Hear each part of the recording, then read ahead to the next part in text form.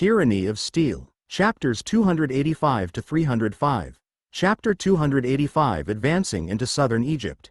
Arethusa stood on a hilltop above his army. He had achieved much in his campaign to reconquer North Africa for the Byzantine Empire throughout the last year.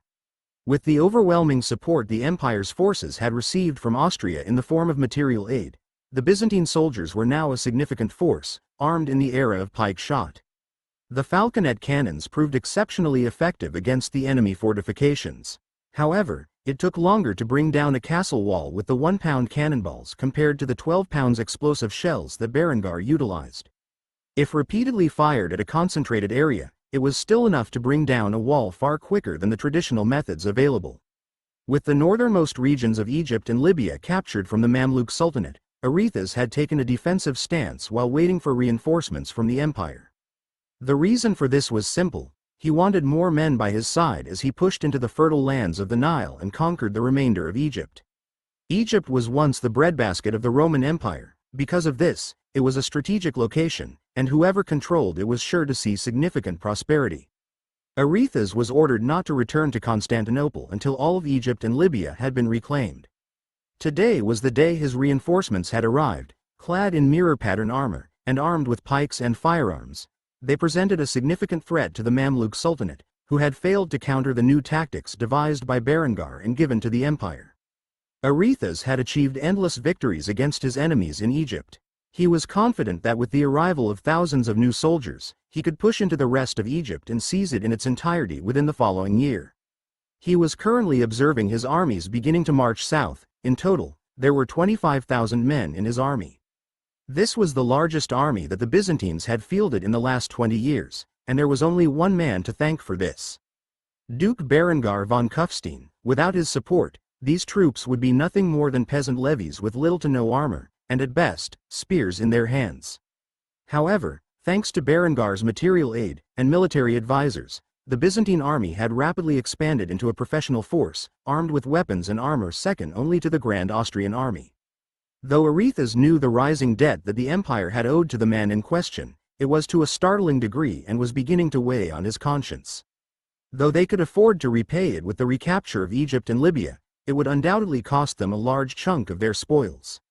Arethusa sighed heavily as he regretted his life decisions. If only he had attempted to convince the emperor to marry Honoria off to Berengar, things might not have ended this way. The Byzantine royal family had given up searching for Honoria, declaring the lost princess dead, and holding a massive state funeral for the girl. Arethusa was forced to stay in North Africa and thus could not even attend the funeral of his goddaughter. Because of this, he had been desperate to achieve results in the shortest time span possible so that he could return to Constantinople and pay his respects to the missing princess. However, now he did not have time to think about that.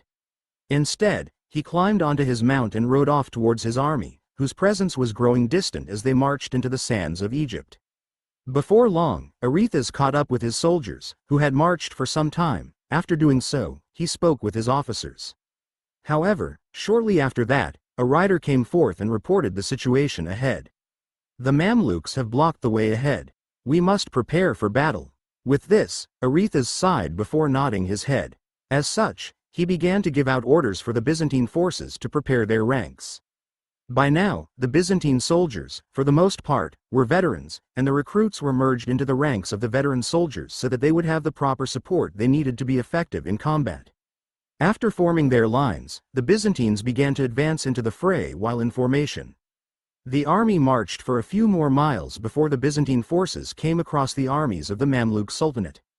Despite being defeated at every turn, the Mamluks still bravely fought on. Though their empire existed further westward, Egypt and Libya were the core of their nation. Without it, they would quickly become a shadow of their former power. As such, they had begun using any means necessary to combat the growing tide of the Byzantine forces. The falconet cannons were set up in the background and began to pelt the Mamluk army with their 1-pound cannonballs.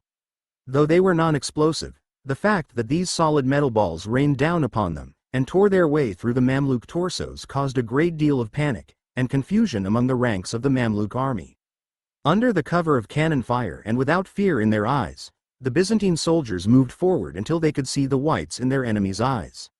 While marching arrows rained down upon them, and yet they did not falter while being pelted by the projectiles. For the most part, their vitals were protected by the armor provided by Austria, and as such, few deaths occurred as they kept marching under their orders. Any greenhorn soldier who began to panic was quickly deterred from doing anything stupid by the veterans in their ranks. Eventually, the Byzantines were close enough to fire off effective shots. As such, they lowered their arquebuses and aimed before firing off a volley into the ranks of the Mamluk Sultanate, who charged at them in an attempt to break their line of fire. In doing so, the Mamluk forces ran headfirst into a field of lead balls, smashing through their defenses and penetrating their bodies, sending blood, bone, and sinew in every direction. The moment the arquebusiers fired their shots, they began to reload, whereas the nearby pikemen began to advance and deter the Mamluk soldiers. Even though the Mamluks had gathered every man and boy that could bear arms within a 100-mile radius, the vast majority of their troops were simply peasants conscripted into fighting. The moment the first volley was fired, these levies began to break ranks and flee. Only a few thousand Mamluk veterans remained behind. However, compared to the 25,000 Byzantine solid armies, their might was laughable. This was not the first time the Mamluks had gotten desperate and gathered everyone they possibly could to act as a meat shield to soak up the projectiles used by the Byzantine arquebusiers. The Byzantines needed little more than another volley to shred the remaining Mamluk forces to pieces. After all, they were vastly outnumbered and outgunned by the Byzantine army. The battle was already over before it could reach its zenith, with the Mamluks suffering another humiliating defeat. Seeing yet another victory, Arethusa gazed upon the death and destruction and gave his troops an order. Tend to the wounded and prepare to march within 3 hours. Aside from superficial arrow wounds and a few unlucky souls who had been caught in the throat with Mamluk projectiles, the majority of the Byzantine forces were unscathed in this battle. Mainly because they were fighting against a small number of Mamluk troops. Most of them were just conscripts given at best a spear and thrown into the meat grinder. The fact that the Mamluks had begun to resort to such tactics was proof that this war would not last much longer. The majority of the Mamluks' troops were crushed in the early battles. Now, they could only rely on human wave tactics in an attempt to overrun the Byzantine lines. With this small victory, the path towards southern Egypt was wide open, and Arethusa intended to take full advantage of this. As such, his forces had spent 3 hours resting before they were back on the march. Berengar would later receive word of Arethusa's efforts in North Africa. The rapid rate that the Byzantine general conquered his enemy's lands was shocking to Berengar. As such, he would have to readjust his time frame for independence. If the Byzantines won the war before declaring themselves king, they would undoubtedly repay the debt they owed him with the spoils gained from their conquests. If this were to happen, Berniger would lose his opportunity to coerce them into giving him Honoria's hand in marriage. If there was one thing Berengar needed, it was a long-term alliance with the Byzantines, and the only way he could achieve this was through marriage. Though the Byzantines had no way of knowing this, their actions in North Africa would soon have a significant effect on European politics as a whole. Chapter 286 Anti-Piracy Operations. Emmerich was in the process of taking out the Austrian First Fleet for its maiden voyage. This fleet comprised of 10 Berengar-class frigates. These frigates had a crew complement of 450 men each, as well as 55 marines on board. Needless to say, it was among the finest fleets in existence, and would soon be playing a pivotal role in the establishment of Austrian power in the Mediterranean. It was supposed to be a standard patrol mission off the coastline of the Duchy of Austria. However, the moment these ships set sail, they quickly noticed a peculiar scene. A clipper waving the flag of Austria was in the process of being pursued by 3 caravels. Though the clipper was far faster than the caravels chasing after it and would eventually escape, it did not mean that the admiral would leave such lawlessness unpunished. Assuming that this was the act of pirates, Admiral Emmerich gave the command to pursue the pirates and end their actions. As such, the 10 frigates began to sail at an exceptional speed of 13 knots, when compared to the 8 knots that the caravels were traveling at. The frigates quickly caught up to the would-be pirates. The massive 44-gun frigates formed into a line and presented their broadside cannons at the pirates, who had nearly shat their pants in fear of the gigantic vessels that had appeared before them so suddenly. During this era, broadside cannons were non-existent on European vessels, as such Berengar's ships held an enormous advantage in terms of firepower. At best, these small caravels had 2 guns, one in the fore and the other in the ship's aft. As such, The vessel desperately tried to turn their boats around to fire onto the 10 frigates that hard surrounded them on both sides. However, the next moment the SMS Berengar, the first of its class, and the current flagship of Admiral Emmerich opened fire with the guns on its starboard side, the pirates' hopes vanished. The thunder of the guns echoed into the air as the shells fired out of the massive steel cannons, exploding upon impact, and blasting the caravel to smithereens, along with the crew on board. Explosive shells were deadly weapons to a wooden ship, which is the main reason why ironclads were developed in Berengar's previous life, specifically to counteract the existence of cannons capable of firing explosive shells from the 1850s onward. Seeing one of their allies taken out in a single barrage from a single ship, the deckhand of the other caravels immediately tried to raise the white flag. Still, a few other vessels unleashed a barrage of their guns before they could do so, blasting the small 75-foot-long caravels into pieces.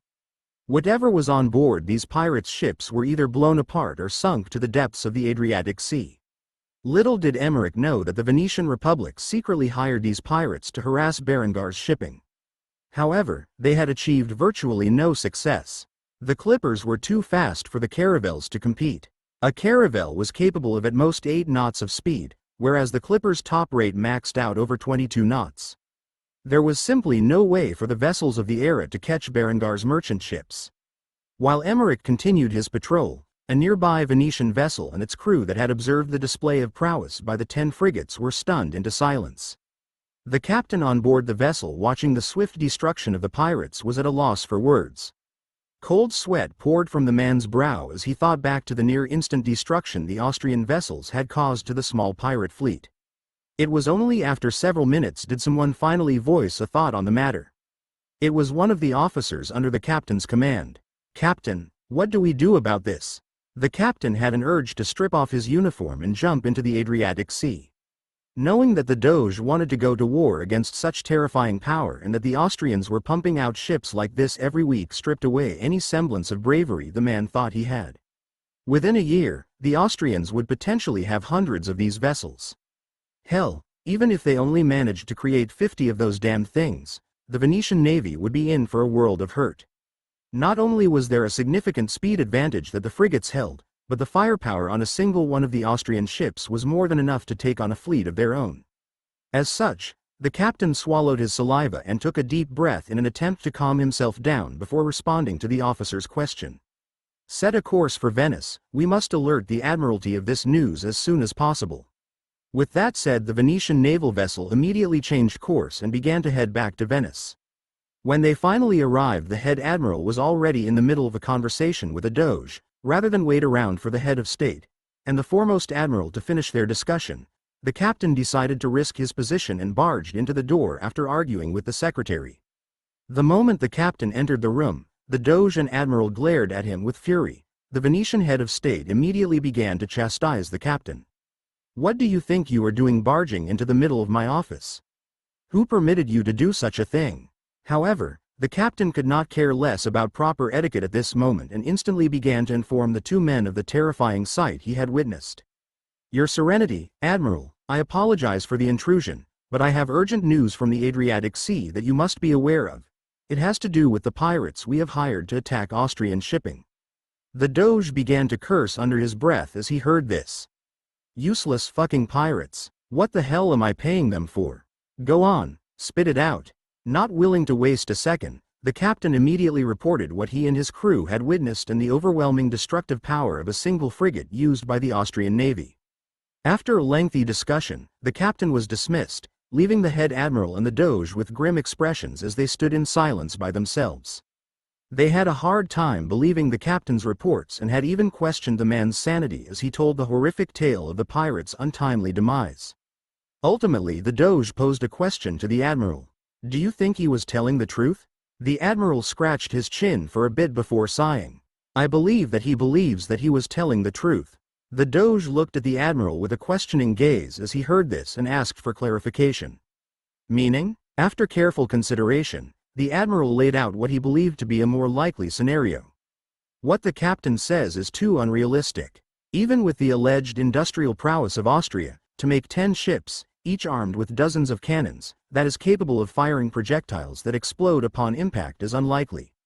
I mean, I have heard reports of his army using such technology, but this is mostly from second-hand information and is probably just a propaganda tactic the Austrians are using to mislead us about their actual military capabilities. I don't doubt that the pirate ships were destroyed, but by a single vessel with a single bombardment? Preposterous. Unless I can personally witness such a thing, I refuse to believe in such a fantasy. No, I think it is far more likely that the Austrians have constructed a new kind of vessel capable of having cannons on the broadside, and all 10 of the ships opened fire on the 3 pirate vessels simultaneously. At most, they have 5 cannons on each side, which is not something we need to worry about. After all, we planned for unexpected circumstances such as this, and we are producing a new warship every day. Assuming Berniger isn't foolish enough to attack us, we will have our 1,000 ships in under 3 years. By then, it does not matter how many of these ships the Austrians have, they will be outnumbered. After hearing this estimation, the Doge began to calm down and think about the circumstances more rationally. The admiral was right. Such firepower on a vessel was not just outrageous, it was downright otherworldly. Unless Berengar had received divine inspiration from the Lord Almighty himself, there was no way he could design such monstrous vessels. As such, the valuable intelligence that the captain reported was disregarded as the rantings of a coward. Little did the Venetian Admiralty realize that every word the captain had spoken was complete and utter truth because the Doge and head admiral had disregarded the captain's testimony. They would be in for a world of hurt the day they were unfortunate enough to enter a war with Austria and the Tyrant of Steel. Chapter 287 Troubles at the Vatican. Deep within the Vatican, a meeting was held between the Holy Father and the Holy Roman Emperor. Pope Julius and Emperor Balsamo discussed their difficulties over the past year and how to proceed forward. Emperor Balsamo was the first to voice his discontent with the rapid growth that Austria had been blessed with since Berengar had seized control of the duchy. Berengar's power grows by the day. I have received concerning reports about a visit to Granada. Supposedly the heretic is consulting with the Moorish Sultan. We do not know what objective Berengar had or what form of agreement the two men came to, but there is little doubt in my mind that it does not bode well for our faith. When Pope Julius heard this, he sneered in disdain as he cursed Berengar for his actions. Fucking heretic. Of course, he would lie with the Moorish dogs. May Berengar's soul be cast into the furthest pit of hell for his treason against Christendom. While Julius continued to throw out profanity regarding Berengar's association with the Emirate of Granada, Balsamo had more pressing concerns about the issue and interrupted the Pope and his vile behavior. Your Holiness, we have bigger concerns. If Austria and Granada are to ally, it threatens the Church's position in Iberia. If Berengar chooses to arm the Moors like he has done the Byzantines, it means we might see a new caliphate form in Iberia. The rebirth of Al-Andalus is not something we can afford, not after the progress we have made over the centuries. This notion immediately snapped Julius from his rant and calmed his senses. He gazed at Emperor Balsamo with a vicious glare in his eyes as he coldly stated his intentions regarding Iberia. I will contact the Iberian kings and pressure them into unifying against the Moorish menace. Suppose the Emirate of Granada is to receive military aid by Berniger the Accursed and his Grand Austrian army. In that case, it means that Reconquista is going to become very bloody real soon. After hearing this, Balsamo nodded at the Pope's statement. It was certainly in Portugal, Castile, and Aragon's best interest to unite against the new threat that had presented itself. As such, not only would the Pope pressure Iberian unification but so too would the Holy Roman Emperor. As for the other issues the Church was facing, Balsamo began to complain about what was transpiring within his borders. Your Holiness, the Berengar heresy has spread from southern Germany into the Rhineland and the East German states. The heretic known as Ludolf has personally taken up a mission to convert the locals of the Rhineland, and he has fallen under the protection of the local lords who tolerate his beliefs. If left unchecked, Germany as a whole will soon fall to the Berengar heresy, and we will see ourselves without one of the pillars of the Catholic world. Pope Julius frowned when he heard this news. Whether it was Iberia or Germany, things were looking grim for the Catholic faith in those regions, and as such, the Pope decided to intervene on this matter. I will send in the Inquisition to exterminate these heretics. I don't care if entire villages have to be massacred, the situation in Germany is now beyond redemption. As for you, as Emperor, you need to declare the Berengar heresy unlawful and that all adherents will face the penalty of death upon discovery. Use your forces to suppress them if need be. Upon hearing this, The Holy Roman Emperor smiled wickedly before responding. There was a murderous glint in his eye as he did so. Yes, Your Holiness, the blood of every last heretic in Germany shall be spilled in the name of God. With the plans established to deal with the difficulties the Church was facing in both Iberia and Germany, another critical issue had begun to surface as Julius started to discuss how to deal with the Hussites. The Hussites have entrenched themselves in their territory. They are no longer fighting an offensive war. Instead, they seek to defend what they have gained and desire to drag out this conflict as long as possible. Despite the intervention of the Hospitallers, the war has only become more bloody, and our side continues to suffer casualties. Though we can't prove that Berengar is providing the Hussites with their weapons, it is becoming increasingly apparent that Austria is supporting them. There is not much we can do to cut Austrian support since the Hussites and the Austrians share a border. In response to this, I intend to rally support from Hungary and the Polish-Lithuanian Commonwealth. I will send word to the Hungarian and Polish kings and request their assistance in the war for Bohemia. We have to end this war quickly. The more time we spend fighting in Bohemia, the more Berengar has time to prepare himself for the upcoming crusade against him. Balsamo immediately began to interject on this matter and voice his concerns. The Polish-Lithuanian Commonwealth is currently engaged in a war with the Teutonic state. Though the Teutonic Order is on the verge of collapse, they aren't likely to send aid to our forces in Bohemia so long as the Teutonic Order still draws breath. When the Pope heard this, he sighed heavily before voicing his opinion. You are right, but it does not hurt to ask for their aid. At the very least, they can provide material support to the Bohemian crown. After the two men thoroughly discussed this matter, they turned their attention to something of greater importance: the growing divide with the Eastern world. Despite abandoning the Teutonic Order in their time of need, the relationship between the Orthodox Church and the Vatican worsened. Part of this was due to Berengar's interference. The Byzantine Emperor was growing more and more reliant on Austrian support when it came to his war for the reconquest of Egypt and Libya. As such, the Orthodox Church had been crippled in terms of showing any form of support to their Catholic brothers to the west when it came to the subject of the Berengar heresy. Because of this lack of support, more than a few cardinals of the Catholic Church were condemning the Patriarch of Constantinople for doing nothing as the Berengar heresy had begun to spread like wildfire across Germany. With the arrival of the Hussite wars in Bohemia, Catholic influence began to wane across Europe. There were even rumors of an English reformist movement starting to appear within the British Isles. Without the support of the other major branch of Christianity, the Catholics had grown bitter and had begun to lash out verbally at their Orthodox counterparts. With this in mind, the Orthodox Church had sent a letter to Pope Julius requesting that he condemn his cardinals and bishops, who had begun referring to the Orthodox Church as the devil's minions. This put Julius in a bind. If he condemned his supporters for criticizing the Orthodox's weak stance on the Berengar heresy, he would only be furthering discontent in his ranks. As such, the Pope wanted an opinion from the Holy Roman Emperor on the matter and thus asked the question on his mind. What should be done about the Orthodox Church? Balsamo was by no means a fan of the Orthodox Church or the Byzantine Empire for that matter. Since the formation of the Holy Roman Empire, the two empires had fought for legitimacy in terms of who was the actual successor of ancient Rome. Now that he had a chance to destabilize the relationship between the Byzantine Emperor and the Orthodox Church, the Holy Roman Emperor intended to take full advantage of it.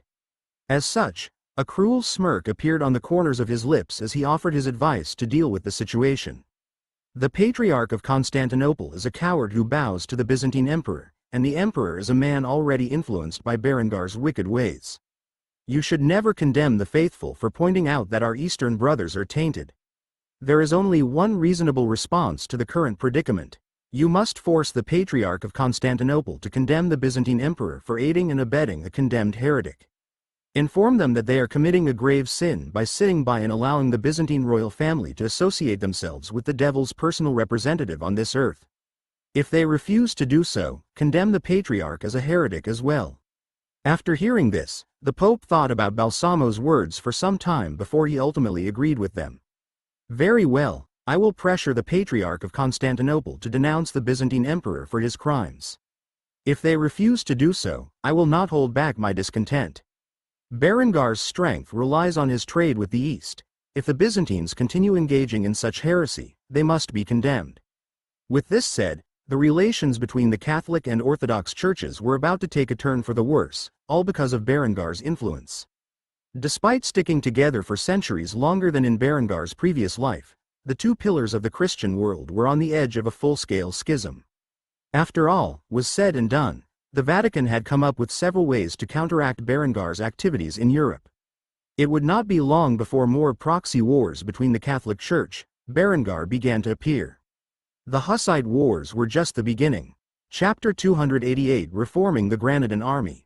The sun held high in the clear blue sky above the Andalusian hills. In the valley between the mounds was an army standing and drilling within the formation.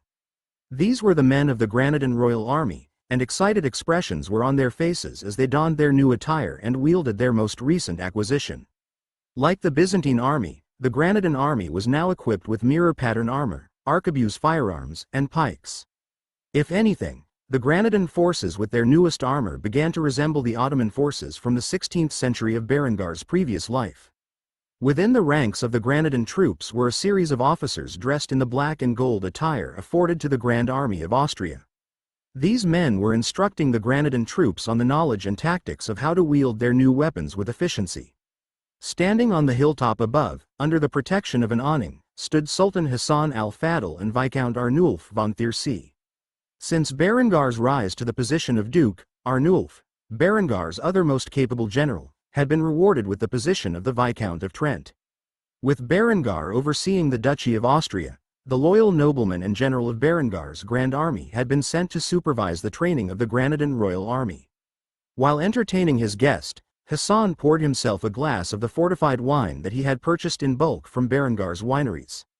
As he did so, he poured another for Arnulf. However, the man declined it with a stern expression. "Apologies, Sultan, but I am on duty, and it is forbidden to drink while in such a position." Hearing this, Hassan smiled bitterly. The level of discipline that Berengar's troops held was to a degree he had never seen before, and as such, his respect for Berengar raised even more. After hearing this, the young sultan took a sip from his glass before responding to Arnulf. "Tell me, General, how is His Grace Berengar at the moment?" Arnulf did not break his focus as he observed the Granadan troops form ranks before firing their arquebuses at the targets. While keeping the soldiers' actions below, he answered the Sultan's question with a bit of annoyance in his voice. "He's busy. The Duke works harder than anyone I know. I swear if it weren't for his beautiful lovers who take care of his stress every night, he probably would have blown his brains out by now." Hassan laughed when he heard this and merely sipped from his drink with a smug grin on his face. He too knew the pleasures of being surrounded by beautiful wives, and though Berengar had yet to marry his women, the young sultan did not doubt that the man would eventually do so. As such, he sighed with desperation before responding to Arnulf's claims. "I offered to marry my beautiful older sister off to him, but he declined. His wives appear to be the jealous type. By that little blonde girl's expression, I could tell that she was far from willing to allow such a thing. It is a pity, my dear Yasmin is already 25, and yet I still have not found a man for her to marry. Though I have not given up on Berengar, it is clear to me that he intends to engage in polygamy, and I greatly desire to be brothers with the man. Besides, he only has 3 wives so far, right? In my country, a man is allowed up to 4 wives, so there is still hope for the 2 of them." Arnulf shook his head in silence when he heard this. After one visit to a Muslim country, Berengar had practically gone native. It was one thing for him to have 1 wife and several mistresses, but to entertain the idea of polygamy as a Christian? That was asking for trouble, and for whatever reason, Berengar enjoyed antagonizing those around him. As such, Arnulf returned his attention to the Granadan troops below. The pikemen had begun to take the place of the arquebusiers who reloaded their weapons. Due to the technological limitations of the matchlock design, these arquebus firearms took up to a minute to prepare the next volley.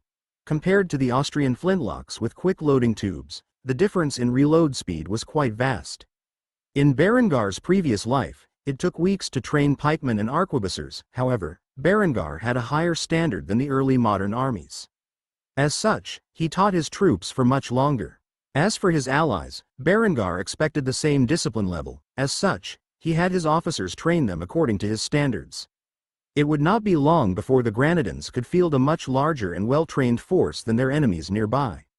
Part of the reason why firearms were destined to replace the traditional bows and crossbows was due to the short amount of time it took to train someone in their use effectively. At the same time, one would have to spend their whole lives to master a bow effectively. Learning how to wield a firearm within formation took weeks of training. The same could be said about pikes when compared to more traditional melee weapons.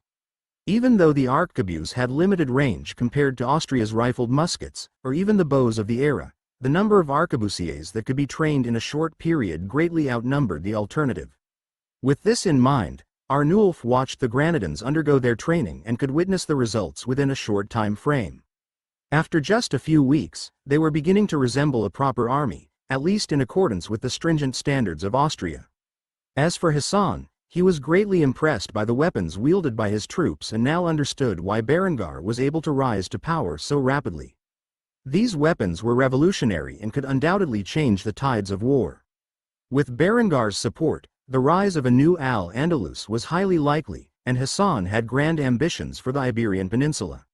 Seeing that the dreams of his forefathers now had the potential to become a reality, the Sultan asked the question he was most concerned about. How long until they are ready for combat? When my neighbors find out about the aid you have provided me, they will without question invade my lands. Arnulf scratched his chin and rolled his head to the side as he thought about the question. The only sound that could be overheard was the echo of the falconet cannons firing in the distance. After several moments of ambiance, Arnulf lifted two fingers as he addressed the Sultan's concerns. 2 weeks, and your troops will be prepared to face whatever challenges the Catholic armies will throw at them. As long as your commanders are competent in the tactics we have provided them, the Iberian kings will be kneeling before you, begging for mercy in a matter of years. Upon hearing this, Hassan lifted his chalice and took a swig from it, smiling as he did so. After drinking from his goblet, he stared at his troops mustered below with a grin curved upon his lips, releasing the thoughts held deep within his mind. This is just the beginning. Soon I will have a grand army of my own, and it is all thanks to Berengar. With that said, the troops continued to train in the field below while the Austrian advisors corrected any faults in their efforts.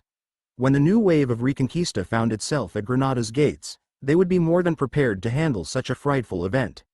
In doing so, Berengar would find the pressure he faced from the Catholic Church alleviated as the Moors and Iberians began a new wave of warfare that would consume the peninsula in fire and blood. Who would remain at the end of such a brutal conflict? Only time will tell. Chapter 288 Reforming the Granadan Army. The sun held high in the clear blue sky above the Andalusian hills. In the valley between the mounds was an army standing and drilling within the formation. These were the men of the Granadan Royal Army, and excited expressions were on their faces as they donned their new attire and wielded their most recent acquisition. Like the Byzantine army, the Granadan army was now equipped with mirror-pattern armor, arquebus firearms, and pikes. If anything, the Granadan forces with their newest armor began to resemble the Ottoman forces from the 16th century of Berengar's previous life. Within the ranks of the Granadan troops were a series of officers dressed in the black and gold attire afforded to the Grand Army of Austria. These men were instructing the Granadan troops on the knowledge and tactics of how to wield their new weapons with efficiency. Standing on the hilltop above, under the protection of an awning, stood Sultan Hassan al-Fadl and Viscount Arnulf von Thiercy. Since Berengar's rise to the position of Duke, Arnulf, Berengar's other most capable general, had been rewarded with the position of the Viscount of Trent. With Berengar overseeing the Duchy of Austria, the loyal nobleman and general of Berengar's Grand Army had been sent to supervise the training of the Granadan Royal Army. While entertaining his guest, Hassan poured himself a glass of the fortified wine that he had purchased in bulk from Berengar's wineries. As he did so, he poured another for Arnulf.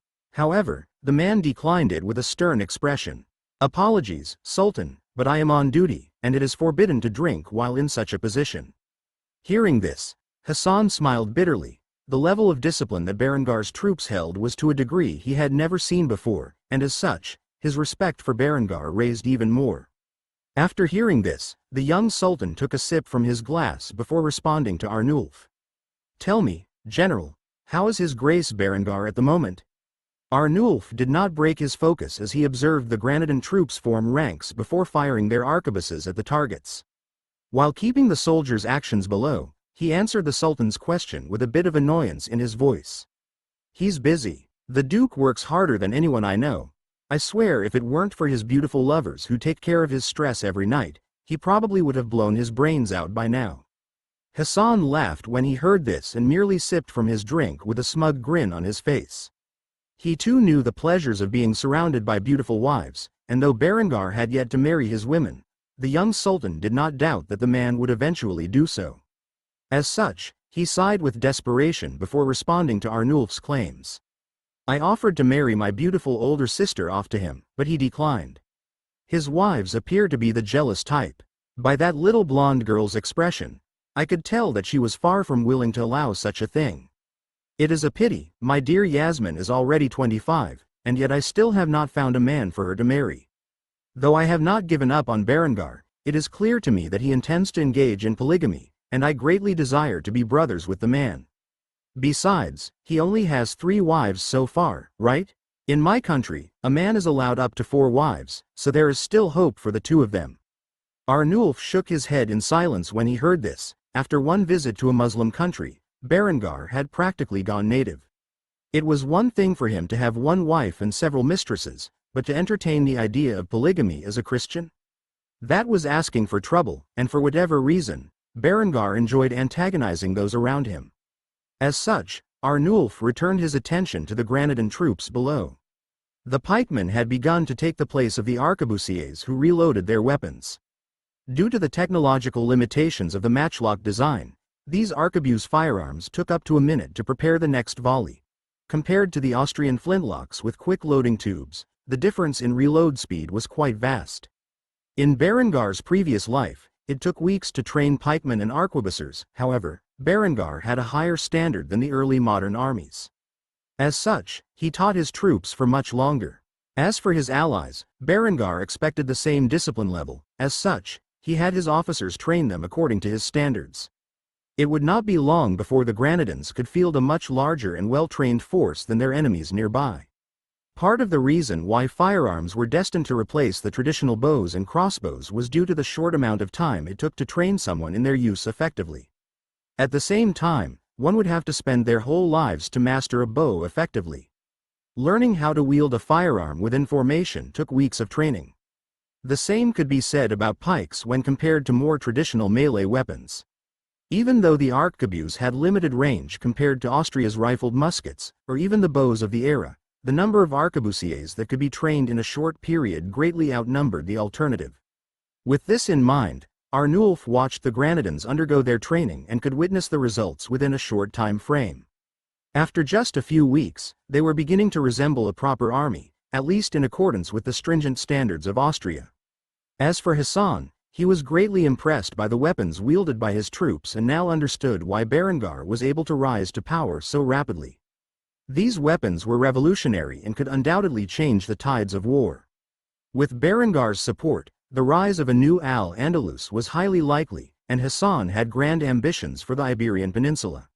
Seeing that the dreams of his forefathers now had the potential to become a reality, the Sultan asked the question he was most concerned about. "How long until they are ready for combat? When my neighbors find out about the aid you have provided me, they will without question invade my lands." Arnulf scratched his chin and rolled his head to the side as he thought about the question. The only sound that could be overheard was the echo of the falconet cannons firing in the distance. After several moments of ambiance, Arnulf lifted 2 fingers as he addressed the Sultan's concerns. 2 weeks, and your troops will be prepared to face whatever challenges the Catholic armies will throw at them. As long as your commanders are competent in the tactics we have provided them, the Iberian kings will be kneeling before you, begging for mercy in a matter of years." Upon hearing this, Hassan lifted his chalice and took a swig from it, smiling as he did so. After drinking from his goblet, he stared at his troops mustered below with a grin curved upon his lips, releasing the thoughts held deep within his mind. "This is just the beginning. Soon I will have a grand army of my own, and it is all thanks to Berengar." With that said, the troops continued to train in the field below while the Austrian advisors corrected any faults in their efforts. When the new wave of Reconquista found itself at Granada's gates, they would be more than prepared to handle such a frightful event. In doing so, Berengar would find the pressure he faced from the Catholic Church alleviated as the Moors and Iberians began a new wave of warfare that would consume the peninsula in fire and blood. Who would remain at the end of such a brutal conflict? Only time will tell. Chapter 289 Formation of the Iberian Union. While Granada was preparing for the inevitable war with its neighbors, the Iberian Catholic monarchs had been summoned to a meeting at the Vatican. The Pope had purposely asked for their attendance, and as exceptional members of the faith, they had not disobeyed his commands. The kings of Portugal, Castile, and Aragon were gathered in a room with the Pope. It had been some time since these men had been in the same room, and they had a feeling they knew what this was about. As such, Pope Julius was the first to speak as he addressed the men who had gathered. "My children, I must thank you for traveling all of this way to the Holy See. We find ourselves in grave times, and it is with a heavy heart that I must request something important of every one of you." The three Iberian kings nodded their heads in silence as they waited for the Pope to speak his piece. After doing so, the Pope sighed heavily before revealing the Holy Roman Empire's intelligence about Berengar's actions in Iberia. "You should all be aware of the heretic known as Berengar the Accursed. We do not know what evil intentions he has, but the man visited Granada and met with the Sultan. We fear he may be plotting to arm the Moors with his demonic devices. If we do not act now, then your kingdoms are in grave danger of being overrun. I implore the three of you to join together and fight against the Moorish menace." This news came as a shock to the three kings of Iberia. They were not aware that Berengar had met with the Sultan of Granada, nor that he was in the process of arming and training them for war. However, if such a thing was true, it did indeed threaten the stability of the region. As such, the three men began to bicker among themselves for the best course of action. As the king of the most extensive kingdom of Iberia, King Francisco de Trastamara of the Kingdom of Castile was the first to voice his support for the Pope's words. "I agree with His Holiness. If we do not join together to fight against the Moors, then we will be opening ourselves up to future troubles. This must end now. For too long, the Muslim filth has occupied our lands." King Felipe de Trastamara of the Kingdom of Aragon was the next to speak on the matter. As such, he cleared his throat before speaking in an authoritative tone. "And who will lead this supposed alliance of ours? I do not know about you, but I do not trust King Francisco not to stab me in the back when this is all over." The two kings were cousins, and as such, had a bitter rivalry as they both intended to take over each other's kingdoms. Thus, without an outside enemy's interference, it was unlikely for the two men to come together and unify their forces. The moment Felipe made this claim, Francisco nearly jumped out of his chair as he raised his voice at his cousin. "How dare you claim such a thing about my character? I'll have you know that my honor is renowned across the globe. To insinuate that I would betray you if anything resembles your character greater than my own." Before the two kings could lunge at each other over the words that had been spoken, the Pope interrupted by clearing his throat. The moment he did so, the two men shrank back into their seats as if they were schoolchildren being scolded by their teacher. "We have greater concerns than your petty squabbles. I suggest the two of you look at the big picture. If the Granadans are armed and trained by the Austrians, then only by coming together and uniting your armies against them do you stand a chance of survival. Look at yourselves closely, and ask yourselves if your disputes are worth the destruction of your kingdom." After saying this, the two kings glanced at one another before quickly looking away. As for the King of Portugal, he enjoyed the sight of the two men bickering. It was not every day that he could witness such a spectacular sight. King Luís de Avis was the current monarch of Portugal and had sustained his territory despite the ongoing conflicts with his neighbors. One of the ways he had managed to do this was by playing the Castilian and Aragonian thrones against one another so that the focus was off of his realm. Though he did not desire to see a union between Castile and Aragon, he had to admit that the threat that an Austro-Granadan alliance posed was significant, especially since he had become aware of the swift vessels known as clippers Berengar had used to transport goods across the Mediterranean rapidly. If Austrian naval vessels were half as fast as his merchant fleet, they posed a significant threat in warfare. As such, the Portuguese king was much more open to the idea of cooperation against the Austro-Granadan alliance. Thus the man spoke with some civility as he began to discuss the potential, albeit temporary union of their three countries. "Without a doubt, if we leave the Austro-Granadan alliance to its own devices, they will eventually attack us. We should strike swiftly while the Granadan troops are still unprepared for the event of war. A temporary alliance between our three countries is the most efficient means to achieve victory. If you two have a problem with the potential of each other letting said alliance, then why don't I take the position? Compared to the two of you, I have no interest in either of your realms, and if one of you were to betray the other, I could support the wronged party.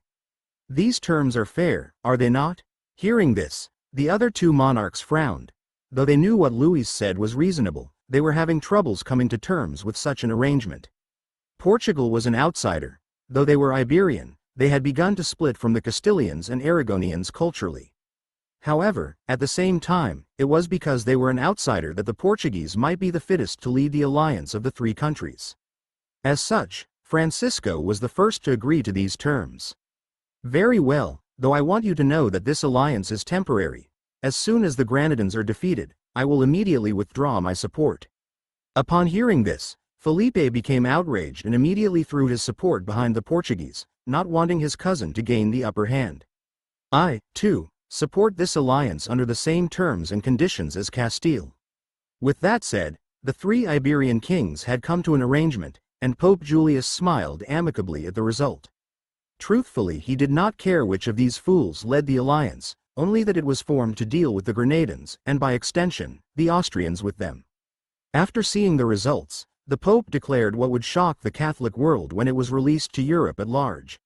Very well, then it is under these terms that I announce the formation of the Iberian Union, led by the Crown of Portugal. Until the Moorish menace is defeated and driven from the Iberian Peninsula, you three kings will do your best to eliminate them. God wills it. Immediately the three Iberian kings chanted back the Pope's words. God wills it. With that said, the Iberian Union was formed and would face off in a proxy war against the Granadans. In doing so, the conflict between Austria and the papacy had begun to take a more sinister turn.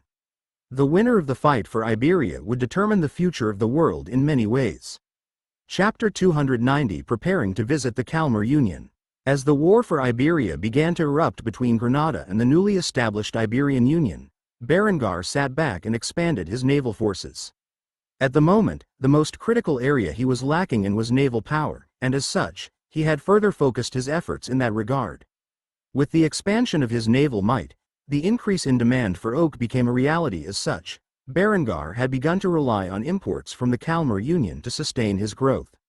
With the rise in trade between the Duchy of Austria and the Kalmar Union, the beliefs of the German Reformation began to spread to Scandinavia, in particular Sweden.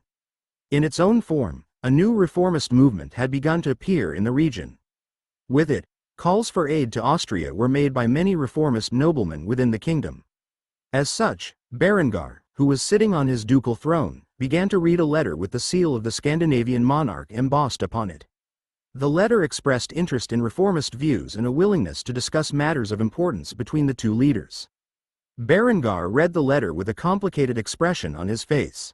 Though Sweden was a major component of the Protestant Revolution in his previous life, it was still a century too early for them to accept such beliefs. Yet, due to his intervention, not only Sweden but all of Scandinavia had begun to be affected by reformist thought.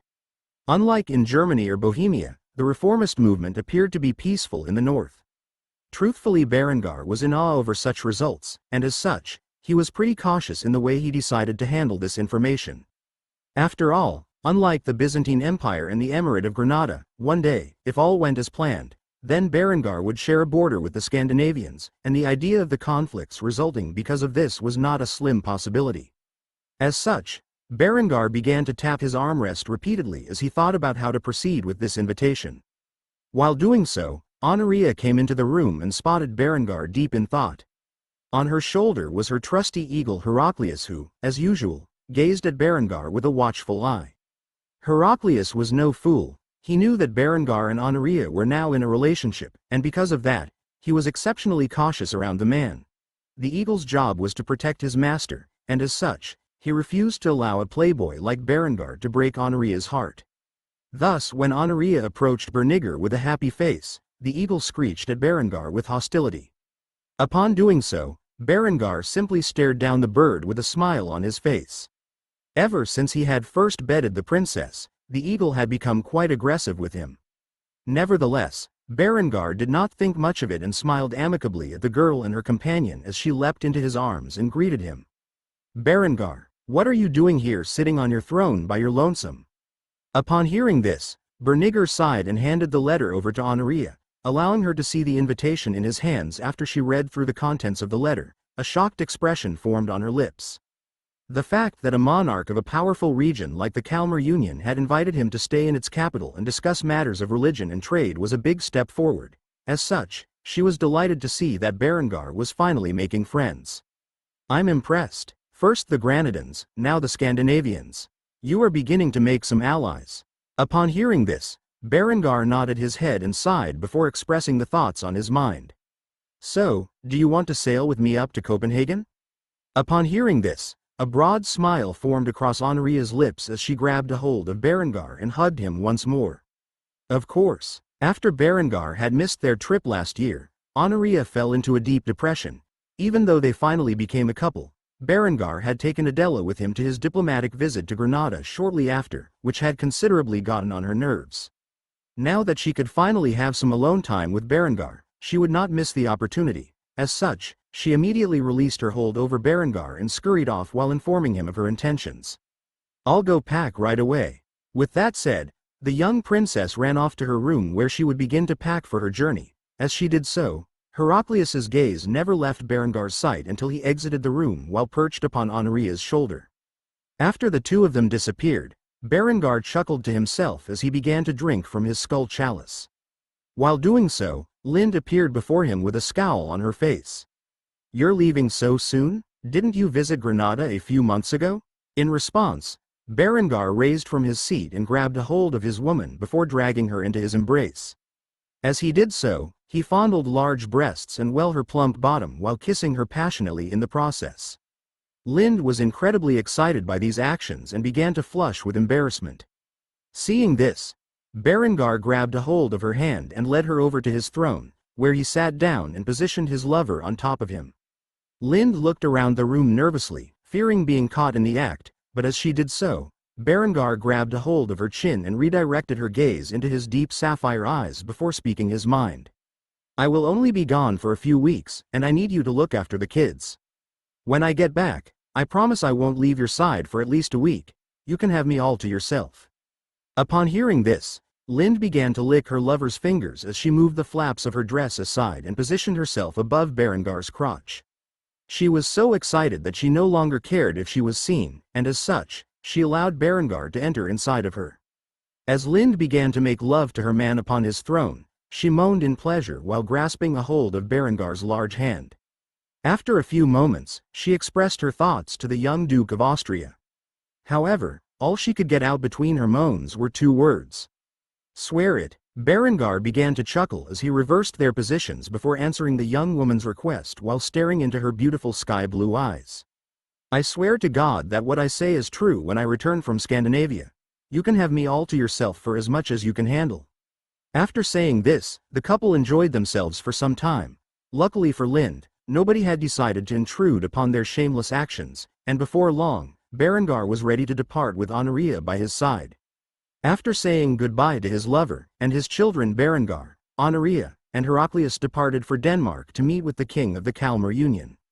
Throughout the entire journey, Berengar would similarly treat Honoria to how he had just treated Lind in his throne room. After all, what was the point of having two women if you could not enjoy them both? Chapter 291. Arriving in the Kalmar Union. Just like his journey to Granada, Berengar had taken a clipper with him to the Kalmar Union. Throughout the journey, Berengar and Honoria had spent most of it within the cabin. The couple made up for lost time in their own way. By the time they arrived in Copenhagen, the capital of the Kalmar Union, Berengar and Honoria were almost completely drained of energy. They had spent so much time in bed that they were in dire need of some coffee or some protein. As such, Berengar and Honoria were quite thankful when they arrived at the king's estate, where he greeted them with open arms.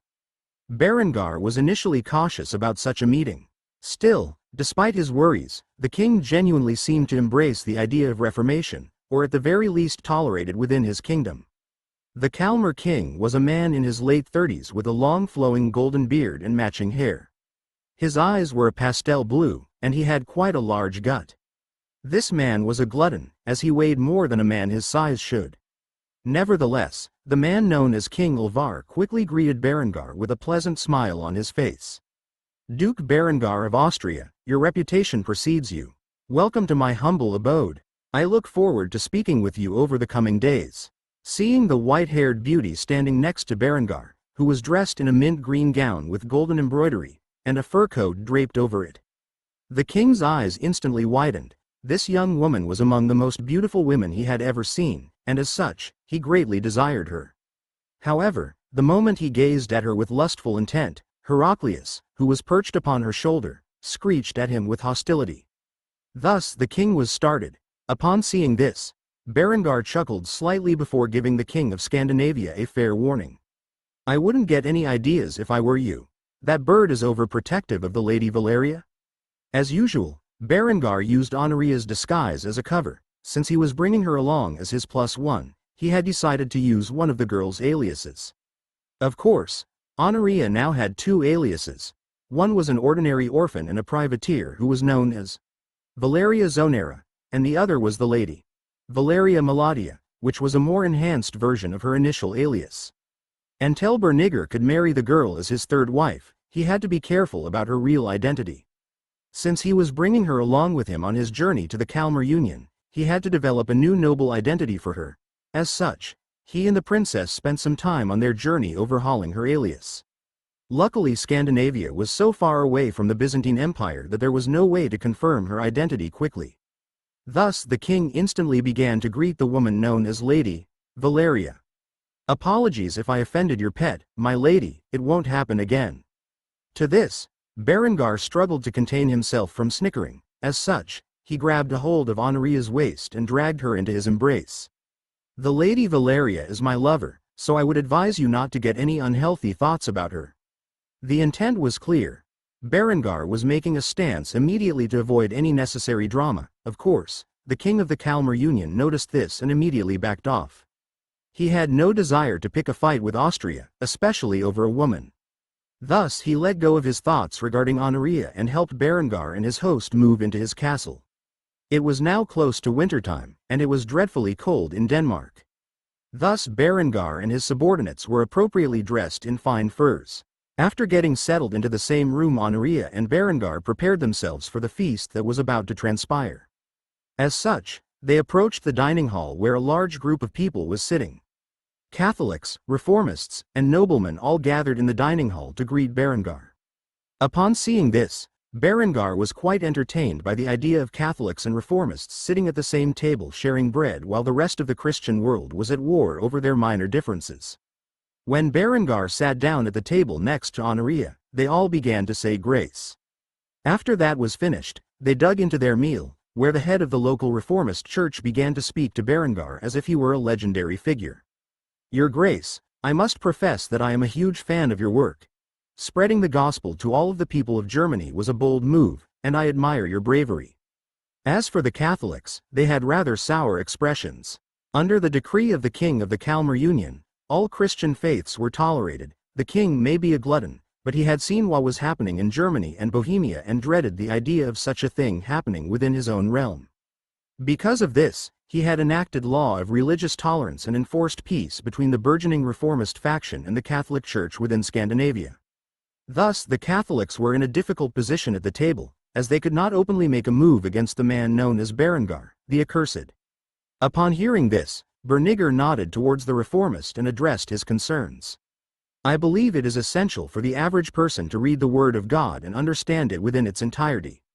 There are many things the Catholic Church preaches that are based on the tradition founded upon pagan beliefs, rather than the Word of Christ." Though the Catholics wanted to jump up in response to this comment, the king eyed them carefully with an authoritative gaze. As such, they calmed themselves and ate from the food provided at the table. Seeing the Catholics behaving themselves, Berengar decided to bring up the topic in his mind as he addressed everyone at the table. Seeing Catholics and reformists sharing a meal so peacefully is precisely the vision I had when I started my reformist movement. Unfortunately, in Germany and Bohemia, the Vatican holds too much power and sought to destroy us. I am glad to see that you, King Ulvar, have such firm control over your lands that you can allow the peaceful coexistence of our two belief systems.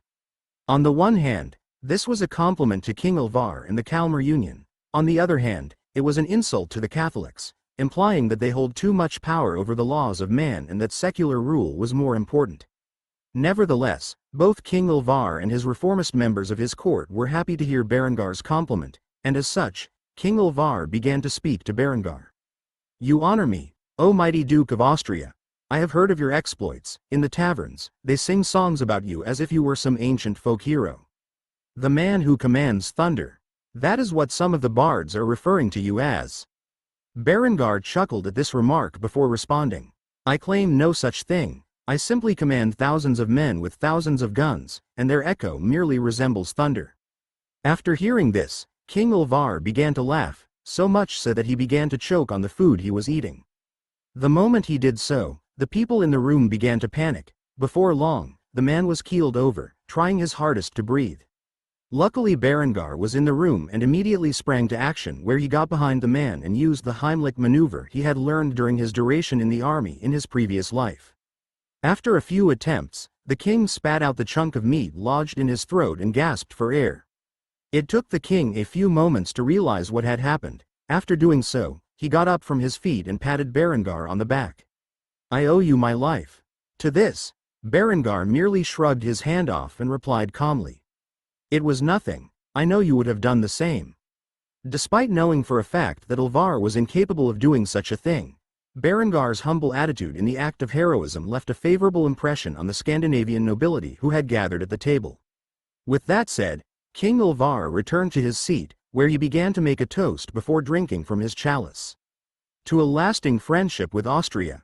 Afterward, the people of the court began to drink away their shock and chat among themselves. Though Berengar knew he would not be able to easily establish a military alliance with the Kalmar Union, this coincidental event was enough to help secure him in their good graces. At the very least, he would not have to worry about an invasion from the north for the time being. Chapter 292 Fishing and Diplomacy. Berengar awoke bright and early on the cold near winter's morning. He was lying naked in a feather bed covered in bear fur. Honoria's beautiful bear figure was lying next to him. She was wrapped lovingly around him as if she was utterly unwilling to let him out of her sight, even in her sleep. As for Heraclius, he was sitting perched on the stand Honoria had brought with her for the pet eagle, giving Berengar the stink eye. The more Heraclius stared at Berengar with his master, the more protective he felt. Regardless, Berengar returned the eagle's fierce stare with a wicked smile. After doing so, he grabbed a hold of Honoria's sizable bust and squeezed it softly before kissing her on the lips. The girl quickly awoke after feeling this and stared into Berniger's sapphire eyes. He was not wearing his eye patch at the moment, and as such, she was able to see his scarred pupil, along with his perfectly intact one, which she rarely got to see. Despite the grievous injury, she was not in the least bit frightened. If anything, in her mind, it added to Berengar's character. As such, she cupped his face lovingly as she pushed him down onto the bed and began to kiss him passionately upon the neck. Before long, the two were going at it once more, and Heraclius had decided to shield his eyes with his wing. Since he was trapped in this room with a closed window, there was no way for him to escape the scene. As such, he did his best to avoid it. The entire journey had been like this, and he was beginning to get annoyed with the young couple. After some time, Honoria and Berniger got dressed, where they greeted the king and his family at the dining table for breakfast. After the previous night, King Ulvar and Berengar had gotten along quite well. Both men had a penchant for drinking, and Berengar had saved his life. However, Berengar asked for nothing in return, insisting that he was merely doing the right thing and that righteous action should not be repaid as a favor. The reason for this was quite simple. In front of the Scandinavian reformists, they would see this as proof of Berengar's supposed true nature, despite the Catholic Church's slander. As for the Catholic Church, they could not use the event to smear his name, and thus Berengar had bought himself some good publicity in the eyes of the Scandinavian people. Truthfully, Berengar did not want a military alliance with the Kalmar Union. He was confident there would be some conflicts with them in the future over the Schleswig-Holstein question. Thus, what Berengar wanted in this visit was to establish a beneficial trade agreement between the two realms and a non-aggression pact. His goal with this breakfast was to enhance further his relations with the royal family of the Kalmar Union. Thus, Berengar was seated next to Honoria as they dined upon the simple food. It was mainly rye bread, cabbage, and salted pork. As Berengar ate the food, he inquired about the king's plans for the day. "So, King Ulvar, tell me, what do you have planned for today?" Seeing as how King Alvar was entertaining a vital guest, he decided to do something recreational, and as such, he stared at Berengar across the table with a fat grin on his face. "I was thinking of going fishing. Would you like to tag along?" Without a second's hesitation, Berengar nodded his head and accepted the offer. "If you are offering, then I would be happy to accept." Upon hearing this, Honoria instantly began to tug on Berengar's sleeve with a pouting expression. She did not want to be left alone with the royal family and a contingent of guards. Nevertheless, Berengar needed to secure his goals in this visit, and as such, he had to leave her behind. After all, fishing was a task where men could bond, and a woman's presence would ruin it. As such, Alvar's house and Berengar's host enjoyed a simple breakfast filled with acceptable banter. It was not until that afternoon where Berengar and King Alvar departed from the castle and approached the docks of Copenhagen, where they began to cast out the lines of their fishing rods and angle for a meal. Though the medieval fishing rod was different than the gear Berengar was accustomed to in the 21st century from his past life, he quickly adapted to it and before long was sitting back and waiting for a bite. As he did so, he reached into his fur coat and pulled out a wineskin where he began to drink from it. After doing so, he wiped off the lid before handing it over to King Alvar. Alvar nodded at Berengar as he took a sip from the wineskin. After doing so, he handed it right back to Berengar. As the two men sipped on fortified wine while fishing off the coast of Copenhagen, Berengar eventually broke the silence and asked the question on his mind. "Can I ask you something, Your Highness?" Hearing Berengar speak in such a severe tone made the king curious, and as such, he nodded his head silently, giving Berengar permission to ask his question. "What do you intend to do when the Pope finally declares a crusade on the German Reformation?" By now, the wineskin had made its way back into Alvar's hand, and as such, he took a big gulp before responding to the question with another question. "What do you think I should do about it?" It was apparent the man was testing Berengar. The man was all too aware of the stories of Berniger's conquests. He knew that so long as the Catholic Church held significant power, the two factions would fight each other until one managed to gain dominance. He also knew Berengar did not plan to sit back in Austria quietly and most likely had grand ambitions. As such, he was curious if Berengar would call in a favor for saving his life now that they were in private. However, Berengar's answer was not what he expected. Instead, Berengar spoke clearly and confidently as he outlined exactly how he thought the future events would unfold. "Honestly, it is in the best interest of you and your people not to get involved. You have already promoted tolerance of Christian faiths in your land. If you choose one side, you will only be inviting internal chaos, and I have no desire to see the Kalmar Union tear itself apart from internal strife." Berengar could have further elaborated about the strength of his army versus that of the Crusaders. Instead, he chose to keep it short and straightforward, in doing so, nudging towards the idea of a non-aggression pact. As such, the response from King Alvar was one of surprise. Truthfully, he had spent the previous night lamenting the debt he owed Berengar after his life was saved, as he did not want to get involved with the crusade. As such, he began to speak to Berengar with caution as he attempted to clarify the issue at hand. "You don't want me to send troops to your aid?" In response to this question, Berengar merely shook his head as he answered honestly. "Rather than ask for your support, I would prefer you make your stance known to the world that you have no intent to get involved. Sign a non-aggression pact between our two realms, and I can sleep easy knowing that an invasion from the far north is not a possibility." Upon hearing this, King Alvar sighed heavily. He felt as if a great weight on his heart had been released. As such, he nodded his head and placed out his hand to shake upon the agreement.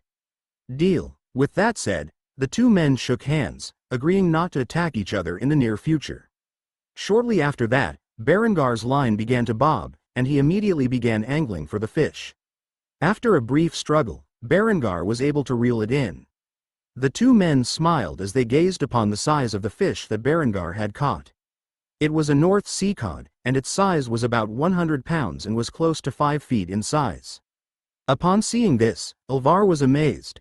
Among all of the cod he had ever seen fished from the shore, this was one of the biggest. As such, the two men were eager to have the fish gutted and cooked so that they could eat it. Thus, the two men returned to the castle to draft an official non-aggression pact between Austria and the Kalmar Union. By doing this, Berengar ensured that no man from Scandinavia would enter his realm during the next crusade. If they did so, they would be punished to the fullest extent of the law. Chapter 293 I Can Die Happy Now. Several weeks had passed since Berengar first visited the Kalmar Union. The day after returning from his fishing trip with King Alvar, Berengar and the Scandinavian kings signed a non-aggression pact between Austria and the Kalmar Union into effect. The two men also signed a comprehensive trade agreement designed to bring wealth to both countries via open trade of raw materials. As such, Berengar was able to acquire raw materials like timber and furs at a reasonable price. After returning home, Berengar found himself fulfilling his promise to his dear lover. Lind monopolized a week's worth of Berniger's time, refusing to allow him to work during that period. As such, he spent the days with his beautiful young lover. When they weren't making love, they were spending time as a family with their children. During this time, Honoria had spent it training the crew she was raising, and as such, rarely saw Berengar. After all, she was well aware of the promise he had made to Lind and had no plans to intrude upon them. Before Berengar knew it, his birthday had arrived, and with it, winter had officially begun. Today was December 21st, 1420, and it was Berengar's 24th birthday. As such, numerous guests had arrived to celebrate it, and though Berengar wanted to keep the attendance to a minimum, he could not very well decline those who had shown up.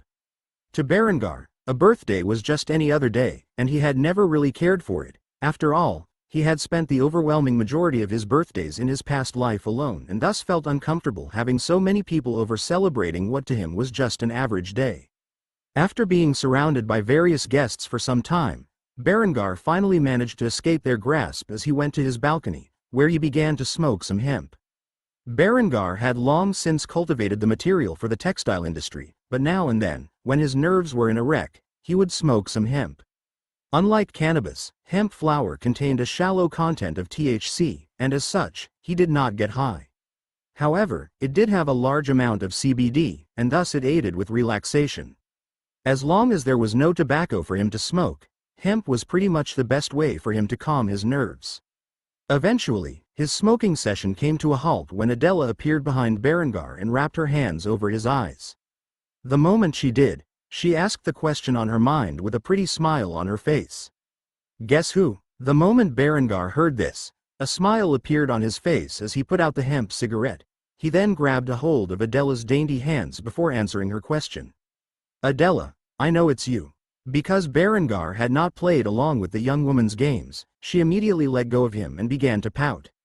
The moment Berengar saw this, he thought it was adorable and petted her silky golden hair in response. This only caused Adela to pout further as she was still being treated as a child, despite her growth over the last few years. After seeing this, Berengar extended his hand out as he looked back inside at the party that was taking place in the ballroom. In doing so, he asked Adela the question she most likely wanted to hear. Would you care for a dance? After hearing this, all of Adela's discontent flew out the window, and she immediately began to smile as she grasped a hold of Berengar's hand, where he led her to the dance floor.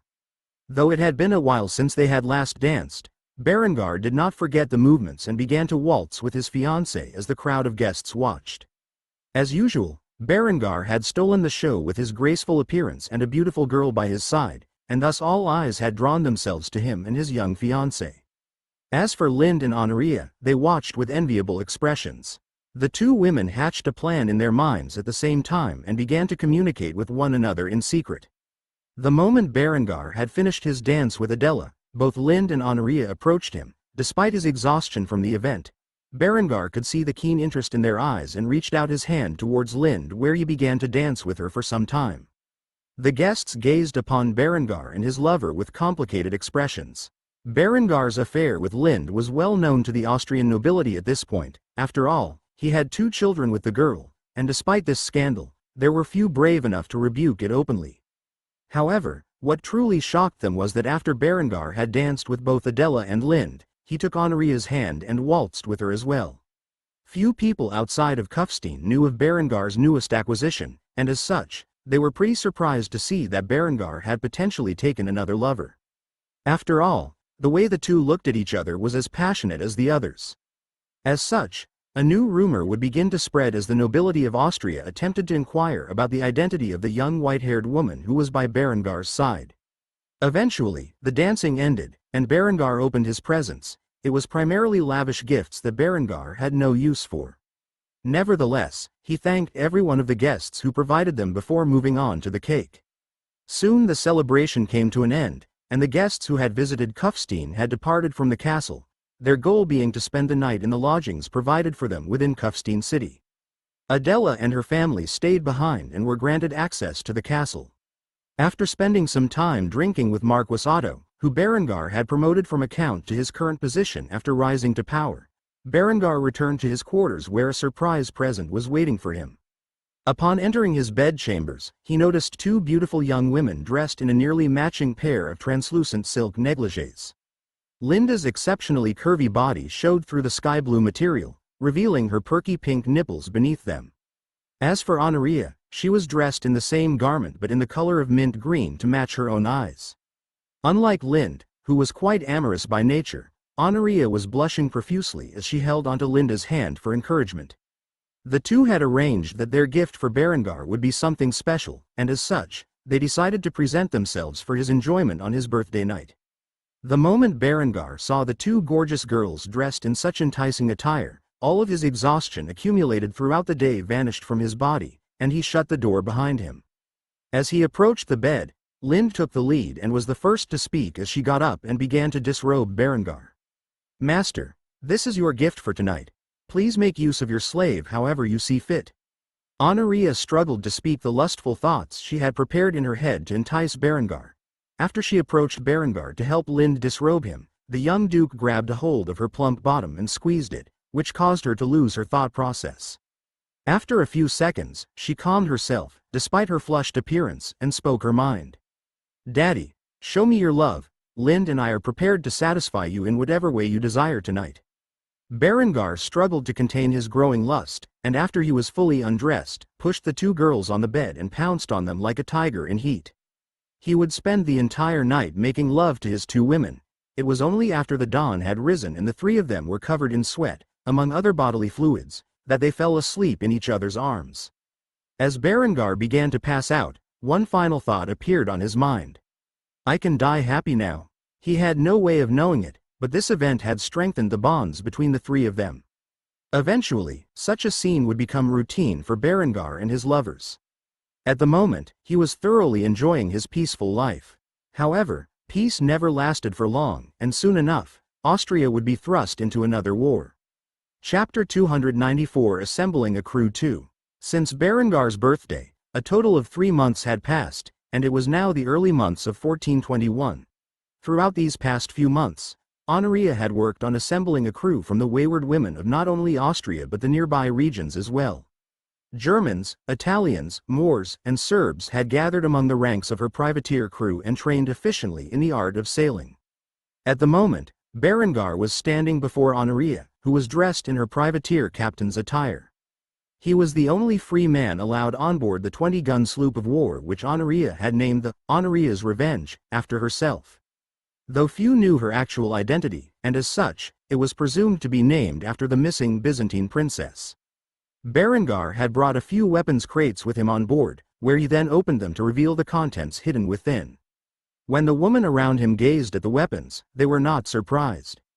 Honoria had promised that Berengar would provide them with firearms. However, when he explained the function of the guns, they were shocked to hear it. These are the 1421 repeating rifled muskets. They are capable of firing 30 to 60 rounds a minute and are appropriately rifled. They utilize the .58 caliber mini-ball projectile, and I assure you are lethal out to 300 yards, even if your opponent is armored in full plate. Berengar had to look out for Honoria, and since her entire crew was comprised of women, he ensured she was adequately equipped to defeat men in battle. As such, he created a series of firearms based upon the Jennings rifle from his previous life. The Jennings rifle was a percussion cap rifle that used superposed loads to rapidly fire multiple shots from a single barrel in a short amount of time. Due to the lack of mercury fulminate, Berengar had altered the design to a flintlock action. The Jennings rifle that the 1421 repeating rifled musket was based on consists of a single barrel and lock, which could fire 20 charges in 2 seconds per charge. The rifle utilized a sliding lock and multiple touch holes similar to earlier designs. The firearm also utilized a mechanism for automatically priming the pan of the lock. In simpler terms, this was a flintlock repeating rifle, whereby simply cocking the gun and pulling the trigger up to 20 rounds could be fired off down range rapidly. Berengar also designed pistols based upon this principle as sidearms for the women to wield. Essentially, they would be able to effectively engage any man in combat without the need to draw blades. The reason for this was because they could simply fire over 20 rounds without ever needing to reload their weapons. With this in mind, Berengar decided to demonstrate the weapons as he handed Honoria the first repeating flintlock. She had long since been trained in their use. As such, the princess began to teach her privateers how to load the weapons before she tested them on a series of targets set up on the shore. The moment Honoria cocked the flintlock action and fired at a distance of 100 yards, the mini-ball projectile struck through the steel breastplate that was adorned atop the straw target and blasted through the other side with ease. Before anyone had time to react, she cocked the action again and fired another precise shot towards the next target. She repeated this a total of 20 times, hitting most of the dummies in the process. One could say under Berengar's supervision, she had become an excellent marksman. After all, there were few things hotter than a woman who knew how to handle a gun. After smoking her targets, Honoria turned around with a broad smile and asked Berengar the question on her mind. "Did I do good, Daddy?" At this point, she was so used to calling Berengar by that term that it did not even cross her mind that all of her crew members were present to witness it. Berengar, on the other hand, was still not entirely on board with the whole thing and, as such, cleared his throat before responding. "You did well?" After hearing this, Honoria smiled before jumping off the bow and into Berengar's arms before kissing his cheek. All of her crew members were stunned by Honoria's actions. They had no idea that Honoria had such a relationship with the Duke of Austria, but they suddenly understood why they were permitted to engage in such a deadly profession. The only member among the crew who knew what kind of relationship Honoria had with Berengar was Melissa. The latter had given up the life of a peaceful employee of a textile factory to join Honoria's privateering crew. If the princess was going to go out on adventures and get herself in trouble, Melissa wanted to be by her side to help. After this embarrassing display of affection, Berengar began handing out the weapons and training the women in their use. This would be their next goal now that they were semi-experienced sailors. As such, the operation of the repeating muskets and cannons was the next step in the training of this wayward crew of wenches. While Honoria was training the women, Elfrin, in particular, was messing with something far more sinister. She had been educated in Berengar's public education system and had always been interested in chemistry. Thus she had begun experimenting with explosives ever since she joined Honoria's crew. Despite being in her early teens, one could say the young girl had become quite obsessed with the explosives such as grenades. As such, she was playing with one of those same explosives when Berengar walked over to her.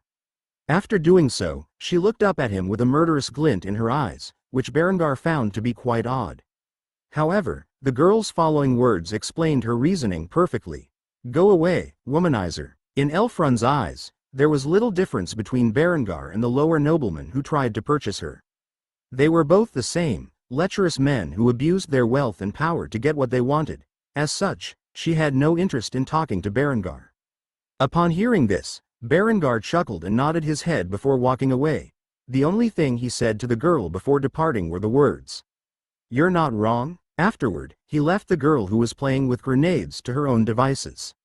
Hopefully, she wouldn't do something stupid and irresponsible with those explosives. As such, Berengar returned to Honoria and began to flirt with her. While he did this, Elfrun's gaze did not escape his trail, and she immediately bit her lip upon seeing the way Honoria acted around the young duke. Berengar spent the day getting to know Honoria's various crew members that she had rallied together, and by the end of it, he was quite pleased with the results. At the very least, he could trust these women around his lover. Though they did not appear like much, this crew would soon become notorious on the Mediterranean Sea, and their actions would inspire many young men to take up arms in privateering on behalf of the Crown of Austria. Honoria would be the first to usher in a new era of naval warfare, one that Berengar greatly anticipated. As Honoria and her crew of salty wenches began to transition into the life of privateering, other events were transpiring across the world, but those are tales for another time. Chapter 295 Marching on Cairo. Months had passed since Honoria assembled her crew, and now on the other edge of the Mediterranean in the lands of pharaohs and kings, Arethes was in the process of humbling the Mamluk Sultanate. With the military aid provided to him by the Duchy of Austria, the Byzantine forces stationed in North Africa had made substantial progress, so much so that they were now outside Cairo's gates. Despite the stable walls built around the proud city, the thunder of dozens of falconets could be overheard by the residents within those walls. With every volley, the city began to shake, and the 1-pound cannonballs chipped away at the stone fortifications that had protected the civilians within it for generations. If Cairo were seized, then the rest of the Egyptian province would fall shortly after.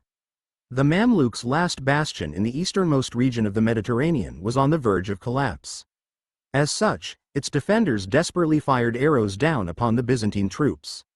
Unlike Berengar's forces, which were armored over their vital regions with quenched and hardened high-carbon steel plate armor, the troops of the Byzantine Empire were armored primarily in mild steel mirror pattern armor, over a mail hauberk.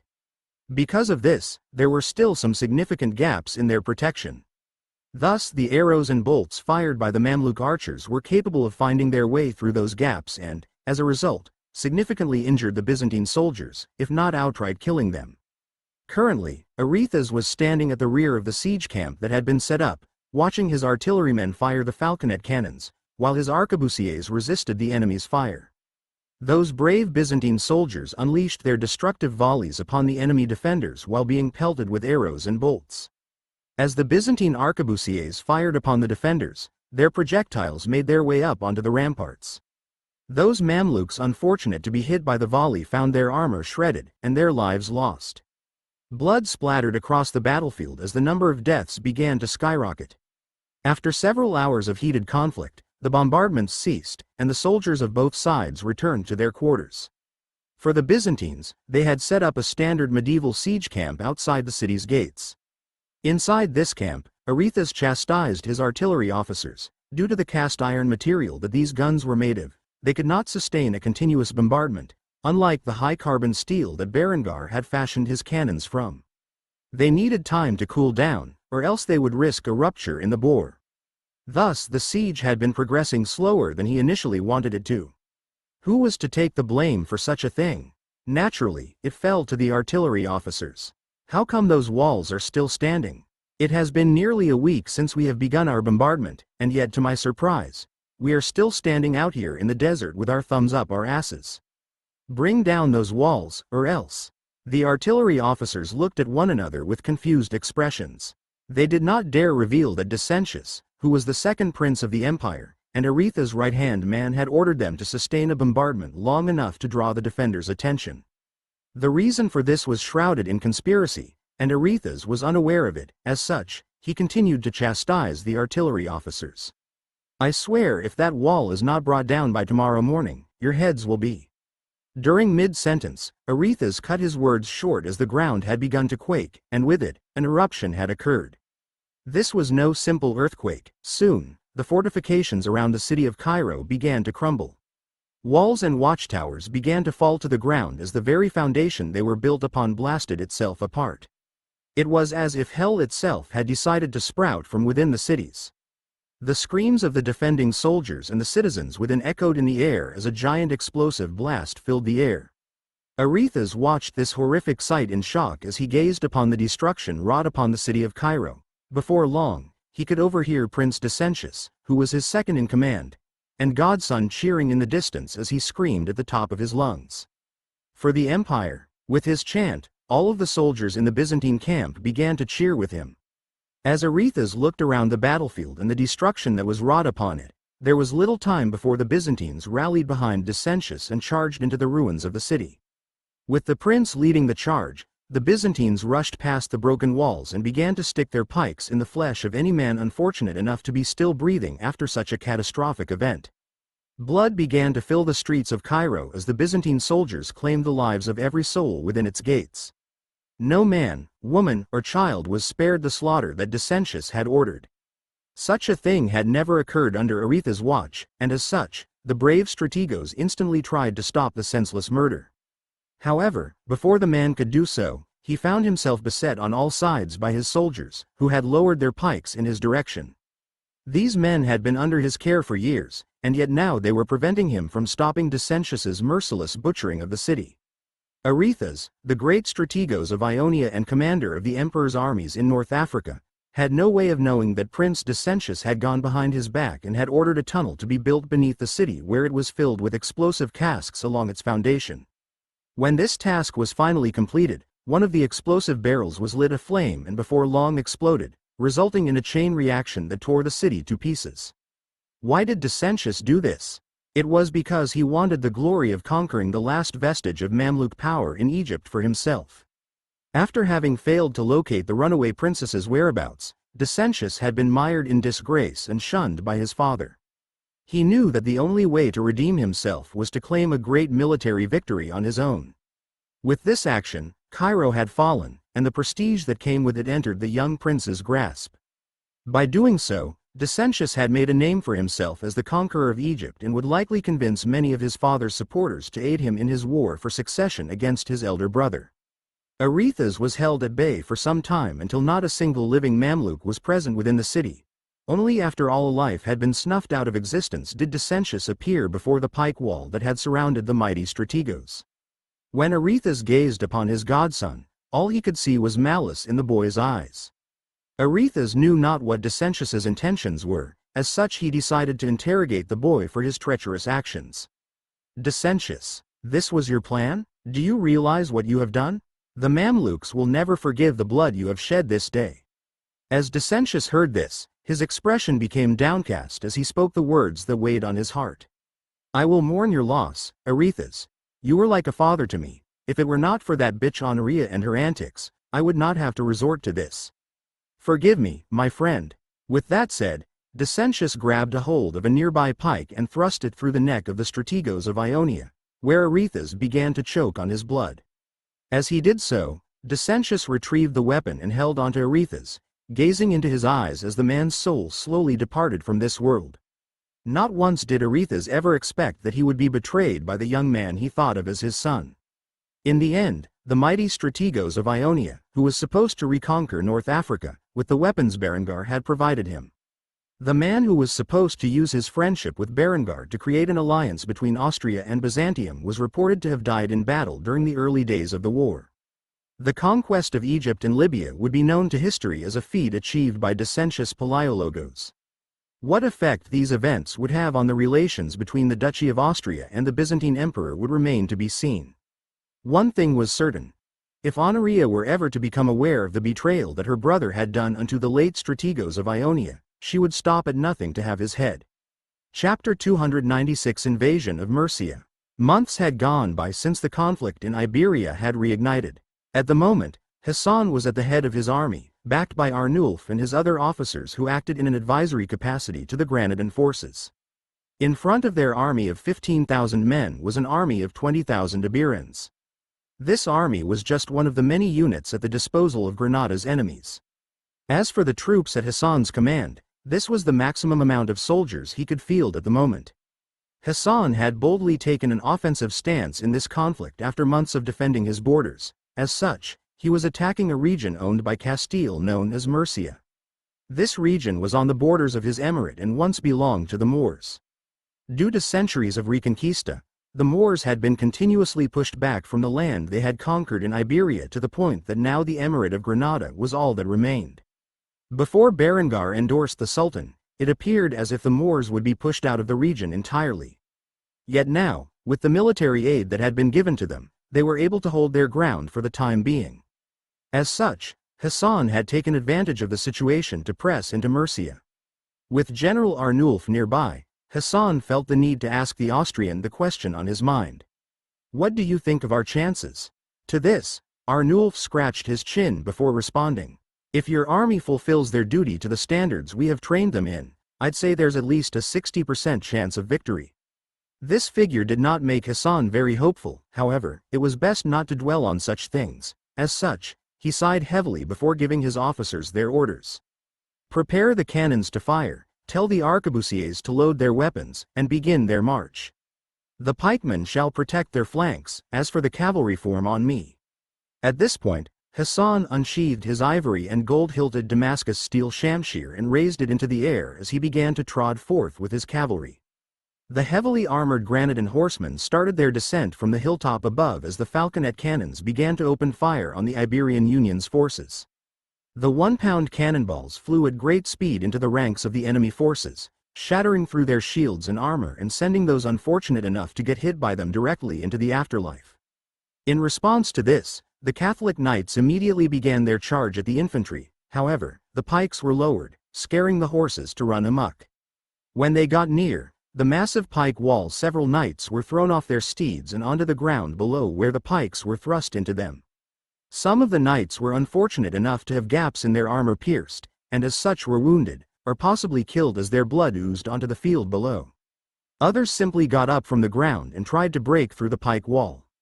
However, when they did so, the arquebusiers who had been holding their shots opened fire on the knights and men at arms in front of them, sending their lead projectiles through their torsos and helmets and claiming their lives in the hundreds.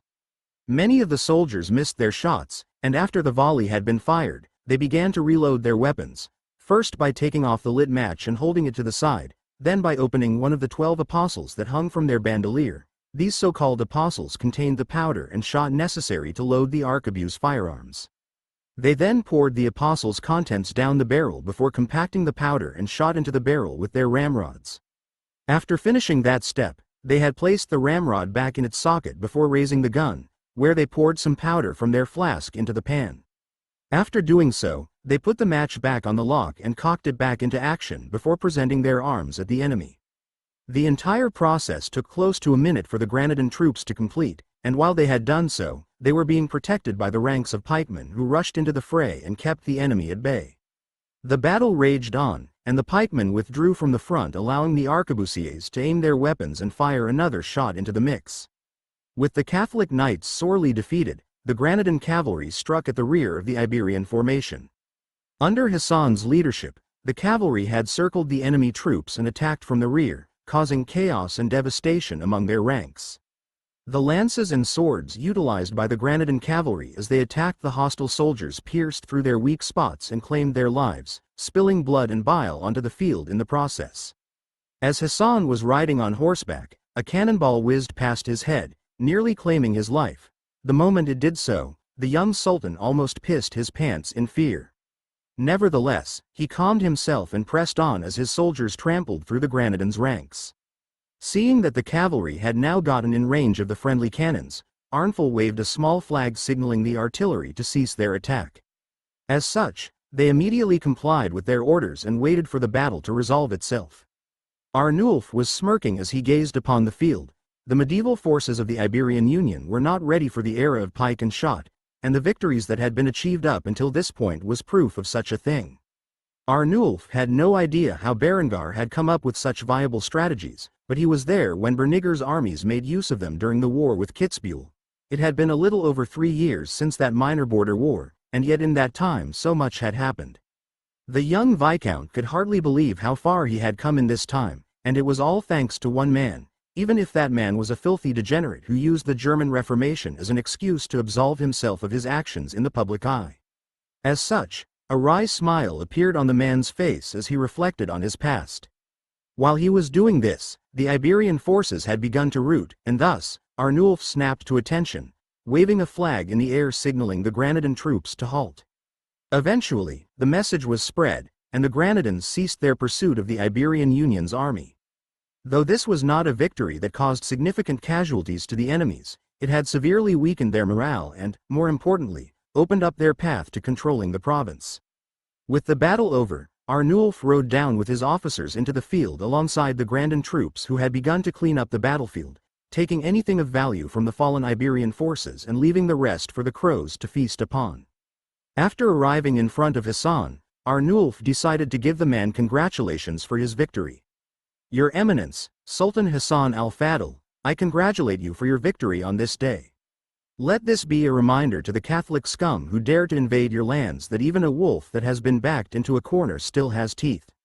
Upon hearing this, Hassan, whose armor was stained in the blood of his enemies, began to laugh. "Well said, my Austrian friend. However, now is not the time to celebrate. First, we must win this war." With that said, the war in Iberia had begun to escalate, as the Granadan forces would soon seize control of Murcia and make further conquests into Catholic territory. The battle here in the Murcian plains was the first of the Emirates of Granada's offensive campaign against their enemies. Chapter 297 Minting New Currency. Now that Berengar had established supreme reign over the Duchy of Austria and had begun the process of incorporating the silver and gold mines from throughout the Austrian Alps, he decided it was now time to introduce a national currency. Gold was severely limited at this time. Until he could gain the vast wealth of a region like Mexico or South Africa, he had no means to acquire a substantial sum of the coveted material as such. Berengar had decided to keep with the silver standard. The most significant problem that the Austrian economy had faced up until this point was that the currency's production was completely localized. The size and quality of the currency entirely depended on regional rulers, and as such, it was horribly debased. Thus Berengar had opted to revitalize the Austrian coinage and in the process make it the universal standard for trade in all of Europe, especially now that his trade reached most corners of the Mediterranean. Thus, with the stroke of a pen, Berengar utilized his executive authority to establish the Coinage Act of 1420. With this, he intended to create a stable centralized currency in the hands of the Austrian government, and by Austrian government, he meant himself. This so-called Austrian thaler was minted with his visage on the front and the Austeran Reichsadler, or double eagle, on the back. It had a finely made reeded edge and was quite aesthetically pleasing. The silver thaler was made of 99.9% fine silver. It weighed 1 troy ounce and had a diameter of 1.5 inches, with a thickness of 0.13 inches. This silver coin was exceptional when compared to the previous currency used within the Duchy of Austria or that which is currently used around the world. To accompany this Austrian thaler, which would act as his silver standard, Berengar also minted a gold coin of a similar design to go along with it. This would scarcely be used in anything other than transactions of significant sizes, as its value was too large. This golden coin was named the Austrian Gulden and shared the aesthetic design of the thaler, the primary difference being it was made out of 99.9% or 24-quart gold and was in slightly different dimensions. While it still weighs 1 troy ounce and has a diameter of 1.5 inches, its thickness was smaller than the Austrian thaler, with a thickness of 0.08 inches. Berengar wanted a robust currency for his realm, and as such, he had decided that pure coinage, free of debasement, was the best option. Thus, he had begun to put the massive stockpiles of gold and silver he had accumulated over the years into producing these two coins. After establishing the new currency, Berengar also enacted another law, which was the Banking Act of 1420. In this act, he founded a national bank which was open to citizens of all social standing. This bank could be used to hold currency and distribute loans, among other things.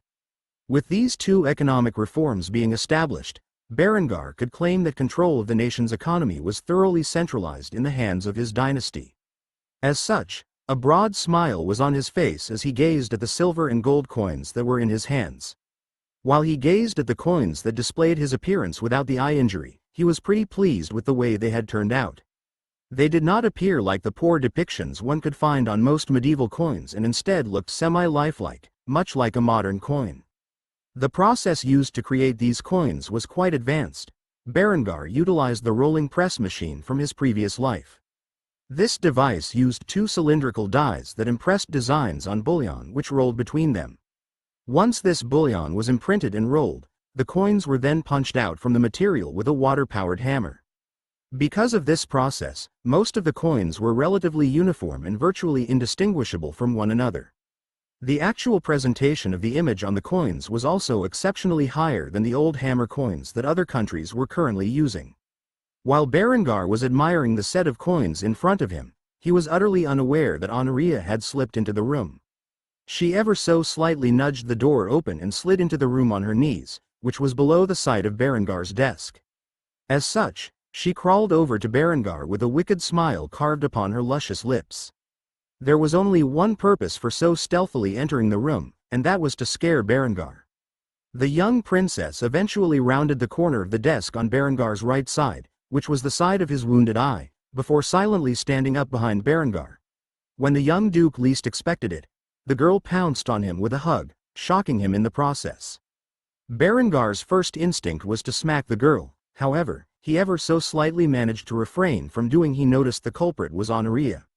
As such, he grabbed a hold of her perfect pale cheeks and slightly pulled on them while chastising the young princess as if she were an errant child. "You nearly gave me a heart attack. What the hell were you thinking?" Seeing that Berengar was not as entertained as she was, Honoria began to pout in response to the scolding she had received. She just wanted to play a prank on Berengar. There was no reason for him to overreact so much. As such, the sly little vixen decided to shift the topic to avoid an apology. "So, what are those coins for?" Berengar, who was too enamored with the coins he had produced, quickly fell for Honoria's trick and began to lecture her on his new currency. "This is the new centralized Austrian currency. In the future, this silver coin will become the staple of our economy. It is made purely out of silver, so its value is substantially higher than the previously issued coins." When Honoria heard this, she was quite surprised. Even the Byzantine currency was extensively debased. Thus Berengar's ambitions to create a pure silver coin were ambitious. However, she had a rough estimate of the wealth Berengar had amassed in terms of silver and gold after expanding into and monopolizing so many businesses. If anyone could do such a thing, it would be him. Honoria grabbed a hold of one of the gold coins from Berengar's grasp and closely observed its features. She then realized that the technology Berengar was using to make these coins must be exceptionally advanced, as the coins were nearly identical to one another. The presentation of his face was exceptional by current standards. Seeing his handsome visage embossed on a coin made Honoria excited, so she kissed him on the cheek before whispering in his ear, "As long as these coins exist, people will remember how handsome you were." "That is an impressive feat if you ask me." Berengar chuckled at this before he shooed the girl away from him. He did not have time for her games at the moment. "Honoria, sweetheart, I am busy with work. I will play with you and Lind later. Go do something productive."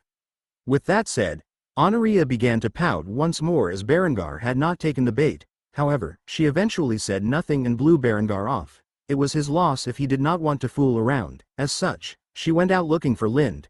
Maybe Berengar's other lover was doing something interesting that she could join in on.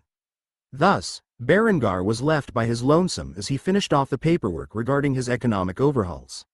After many hours of administrative work, Berengar finally completed his workload for the day and sighed heavily after he had completed it. Only one thought escaped from his lips as he rested his weary head in his hands. "I need to get somebody to do all of this paperwork for me." With that having been said, Berengar got up from his seat and sought out his two lovers. He needed to blow off some steam, and now that he was finished with his work, it was the perfect time to do so. Chapter 298 Operation Thunder. Gunshots echoed in the air as the small iron projectiles flew forth from the hand cannons and into the torso of the advancing knights who charged on foot at the defensive position. This attack resulted in several heavily armored knights losing their lives as the projectiles pierced through their armor at close range, turning them into bloody sieves. Due to the introduction of barbed wire in the Bohemian conflict as means of Austrian aid, horses found it challenging to navigate the treacherous terrain. The Catholic knights were forced to attack the Hussite positions on foot more often than not, leading them to walk into a wave of crossbow bolts and gunfire. Close to 2 years had passed since the Hussite wars had begun. During this time the Hussites had found themselves on the defensive. Still, due to the Austrian Foss's creative tactics and advanced technology, they could hold the line successfully and slowly deplete the alliance of Catholic parties who advanced upon them. These knights were from the Poland-Lithuanian Commonwealth. After defeating the Teutonic state and seizing its territory, the Polish knights answered the Pope's call to arms and marched on Bohemia. After a swift victory over the Teutonic state, resulting in a small enclave of Teutonic knights to exist in a fraction of its previous territory, the Polish knights believed that sweeping up the Hussite heretics would be a simple matter. They were mistaken, as they met the stiffest resistance they had ever come across. By now, they had poured thousands of knights and men at arms into the field and lost almost all of them. If things continued this way, defeat was inevitable. As such, the Catholic forces were scratching their heads, thinking of a way to penetrate the Hussite territory. Thus far, no significant gains had been made. After gunning down the newest wave of crusaders, the Hussites began to reload their firearms. Nearby was Eckhard, who stood at the front lines of this war, overseeing the static defenses that had been made to counteract the Catholic invasion. Eckhard estimated that it would not be long before Berengar entered a war with the Holy Roman Empire for his independence. As such, he needed to continue his efforts here in Bohemia to distract the Catholic forces for some time yet. With that in mind, the Crusaders began to charge at the static positions once more. As they did so, Eckhard instructed the men nearby to hold their fire. Hold your fire. Many of the men were aware of the current plan and began to have wicked grins as they imagined the result of the trap that had been laid for the Catholic armies who rushed towards their position.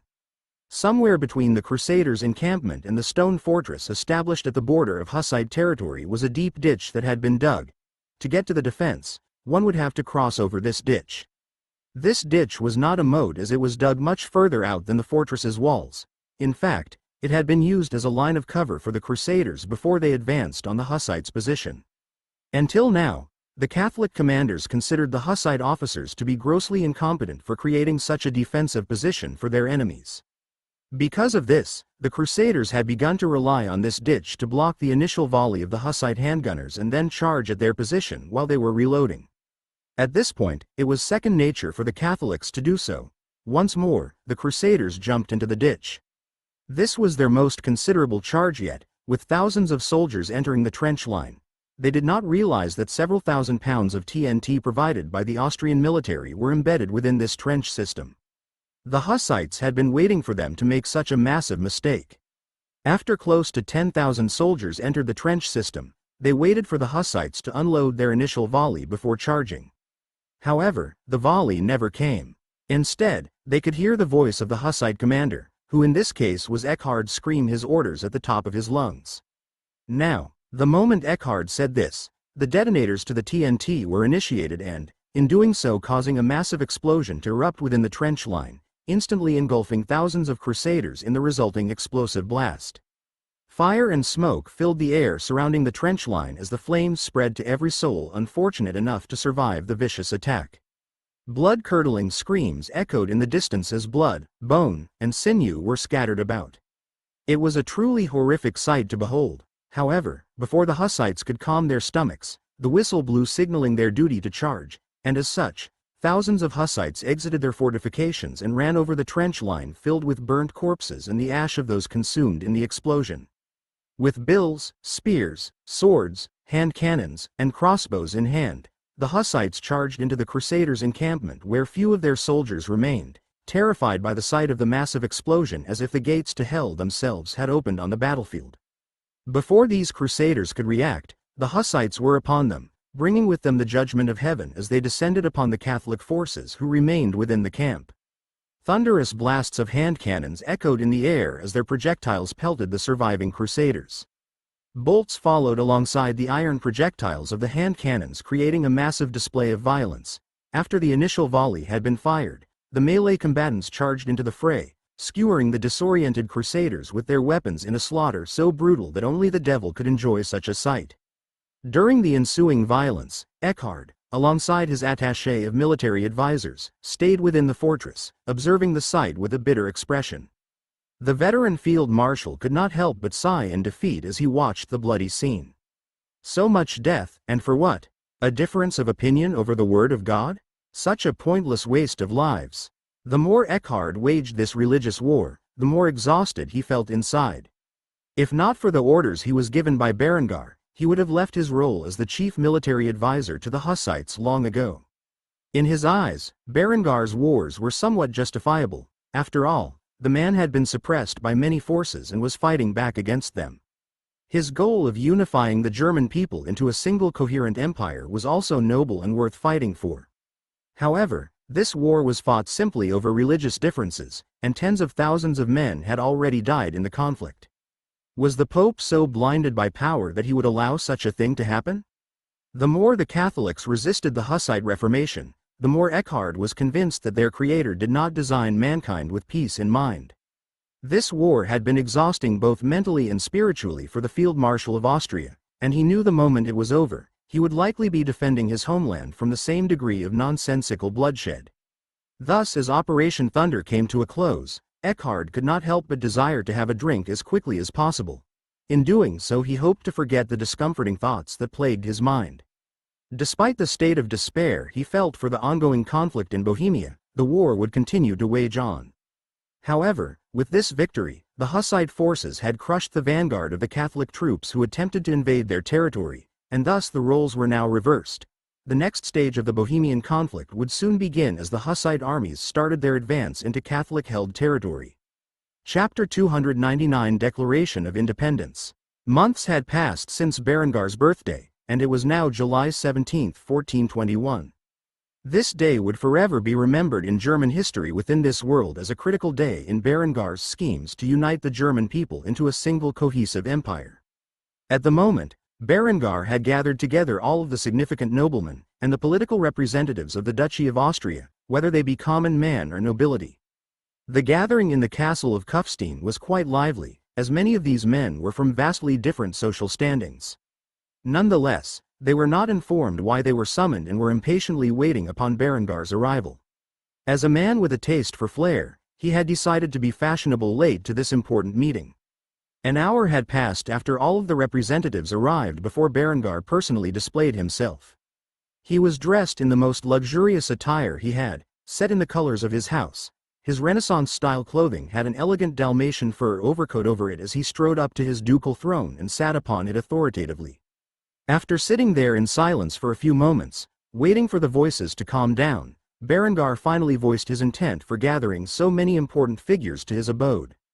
However, the manner that he performed it was different than anyone was expecting. "Guards, bring in the prisoner." With that decree, the heavily armored soldiers of Berengar's personal guard left the room before dragging a Swiss man who was bound and chained. Evidently, the man had been interrogated quite ruthlessly, as there were signs of physical abuse on his person. After being tossed in front of Berengar's feet and forced to kneel by the nearby guards, Berengar stared at the man with a cruel smile upon his face before giving him an order. "Tell these men who have gathered here on this day what you have confessed to me." The Swiss man had dirty blonde hair and dark eyes. His hair was unkempt, and his appearance haggard. He gazed around at the various Austrian men of different social statuses with confusion, trying to understand what was about to occur. However, Berengar grew impatient and slammed his fist on his armrest, alerting the man to his fury. As such, the man immediately began to declare his guilt and the reason for his imprisonment. "I am a spy sent by Emperor Balsamo Corsini with the intent to sabotage Austrian development. My compatriots and I were caught red-handed in the act by the Austrian Department of Intelligence, and at this moment, I confess to the sins I have committed of my own free will." The moment the Swiss man said these words, the crowd began to erupt in debate. "The emperor seeks to cripple Austria? For what purpose? This is an attack on our entire nation and must be met with recourse. Damned Italians, always butting their heads into Austrian affairs, I say we give them a taste of their own medicine." Various voices of contention erupted in the great hall of Kufstein. However, after a while, Berengar tapped his armrest loudly, instantly calming the men who had gathered. "Order! I want order in my great hall. If you have any questions, direct them to the prisoner one at a time." As such, the men began to calm themselves. Marquis Otto, holding an essential position in Berengar's council, was the first to address his concerns to the Swiss agent. "Why would the emperor do such a thing to our duchy? We have not provoked him in any way." The Swiss agent immediately looked over at Berengar, who gave him a silent murderous glare. This glance was enough to inform the spy of the penalty he would face for lying. As the chills invaded the prisoner's spine, he immediately confessed what he knew about the matter. "The emperor fears the rapid growth of Austria and is terrified of the prospect that Berengar might challenge him and his authority. As such, he has sent hundreds of agents into Austria with the intent to sabotage your industry. However, your industrial districts are heavily guarded, and we had no way to infiltrate them. As such, most of us have failed in our tasks." Upon hearing this, the Austrian representatives became thoroughly enraged. The emperor had violated the terms of vassalage. As far as the men gathered in the Great Hall were concerned, this was an act of war. As such, they began to erupt with fury in response to these claims. One political representative of common birth was the first to protest the emperor's actions. "Bastard, there must be war." Immediately after he spoke, a minor nobleman followed with an even more vicious response. "If they seek to destroy Austria, we should show them the power of Austrian steel. I would like to see who dares to bully us now that our military prowess is unrivaled in all of Europe." I volunteer to lead an incursion into northern Italy to drive this false emperor from his throne of lies." After this was said, an argument broke out between the politicians and noblemen within the chamber. You are but a small baron and have no prior military experience. What gives you the right to lead an army? I am a colonel in the armed forces and a viscount. I should be the one to lead the army to victory against the empire." The two noblemen began to verbally spar with one another until Berengar once more pounded his armrest, signaling them all to calm themselves. After this action, the room fell deathly silent as Berengar, with a stoic gaze on his face that expressed the personification of a sovereign monarch, made his official declaration of independence. "In response to these scandalous actions by the Holy Roman Emperor who has betrayed the rights of vassalage, I hereby declare the independence of our realm and the formation of the Kingdom of Austria. I, Berengar von Kufstein, first of my name, and rightful sovereign of Austria, decree that henceforth I shall be the monarch of Austria and all of its people as granted to me by right of conquest, and the support of the Lord Almighty." After saying this, Marquis Otto stood at attention as he saluted Berengar with a gaze of firm determination on his face. "Hail to the king!" The moment he did so, the various politicians and noblemen gathered in the great hall responded in the same manner without hesitation. These men immediately formed ranks and pounded their chests in salute as they repeated the words spoken by Marquis Otto. "Hail to the king!" Upon seeing this, a cruel smile curved upon Berengar's lips. He felt it was inappropriate to hail to himself, and as such, a wicked idea formed in his mind as he chanted the following words while saluting his subordinates. "Hail victory!" With those words stated, the men present formally drafted a declaration of independence and the formation of the Austrian kingdom. As such, they handed the letter to the Swiss spy and informed him to give their regards to the emperor. On this day, Austria had become an independent kingdom, in doing so, brought war to its doorstep that would soon shatter the foundation of the Holy Roman Empire. After all, the loss of Austria was not only a blow to the face of the Holy Roman Emperor but his treasury as well, one that he could ill afford. Chapter 300. Thousands of feet march to the beat. Captain Arnwald was a soldier who had been among Berengar's forces since the very beginning. He was present at the battle in Schwaz, where the enemy had ambushed Berengar's forces during Berengar's campaign for Tyrol. During that time he was only a private. Despite this, he had survived in Berengar's various campaigns until now and eventually completed officer school. As a man of common birth, he had risen through the ranks of Berengar's meritocratic system and become a full-fledged captain. At the moment, he led a grenadier company, which was the highest honor among infantry officers. For the past few years, his company was tasked with protecting the Austrian borders on the edge of Bavaria. Due to the peace agreement with Duke Dietger of Bavaria, there had been little more than a few skirmishes with brigands trying to enter Austria from the chaotic region of Bavaria. Aside from that, his job was mainly facilitating the temporary housing of German refugees from the north. However, overnight, his peaceful world was shattered, as the leaders of Austria declared their independence from the Holy Roman Empire and the formation of the Kingdom of Austria. Such a decree was a bold slap to the emperor's face and the German dukes. As a grenadier company, his unit was fully mustered from their relaxed position and had begun shipping off to the Italian border. Though news had not yet arrived in the rest of the world about Austrian independence, King Berengar was not wasting time when it came to deploying his troops. Every soldier he could get to the Swiss and Italian borders was an advantage in the upcoming days of the conflict. At the moment, Arnwald clutched the dog tags in his hand with a downcast expression on his visage. Though he had personally survived Berengar's wars, his comrade Bardo, who fought alongside him for so many years, had unfortunately perished in battle. As such, the captain never forgot the loss of the man who had come to be his best friend during their tenure in Berengar's armed forces. After nearly 3 years of peace, the Austrian armies were on the march again, and Arnwald prayed that he might live to see the future of his homeland and the glory he knew awaited it. If there was one comforting thought, it was the fact that King Berengar would once more be leading their armies into battle. The man reflected on the past, and how at one point, he had fought side by side with a man who was now king. The very idea filled him with pride, as a warrior and as an Austrian. As he thought about such things, Captain Arnwald marched alongside his soldiers to the songs of the marching band as they made their way from the Bavarian border to the Italian Alps. At a marching speed of 3.4 miles per hour, it would take them roughly 82 hours to reach the Italian border. However, there would need to be stops along the way, so it would take them approximately a week to arrive at their destination. By the time the emperor received word of the Austrians' declaration of independence, Berengar would already have an army had amassed at his enemy's borders. As for the navy of Austria, the sly young king had already begun to sail his forces towards the Venetian coast. However, that was a story for another time. As the soldiers marched towards Italy, they came across a small village within Austria. Like most villages, this one was protected by a nearby garrison. Upon seeing the men of Austria go to war, the women and children came out from their homes and laid flowers down in the street. Despite none of the men in this unit being from this village, the people of Austria showed respect for its warriors who fought for their sovereignty. As such, the men in uniform gazed upon the villagers with solemn expressions. None of them knew if they would survive the upcoming war, and thus they gazed upon many of the pretty young girls with lament in their hearts. Some of these soldiers were married with children, others were single, but these soldiers reflected on the lives they would live should they survive the remainder of the duration of their service. Eventually, the company of grenadiers stopped outside of this village and made camp for the night. They were not the only unit marching towards the Italian border, and as such, Arnwald approached his superior officer, who was smoking some hemp in the form of a cigarette. Berengar was not the only one who had formed a habit of calming himself with the properties of the miraculous flower.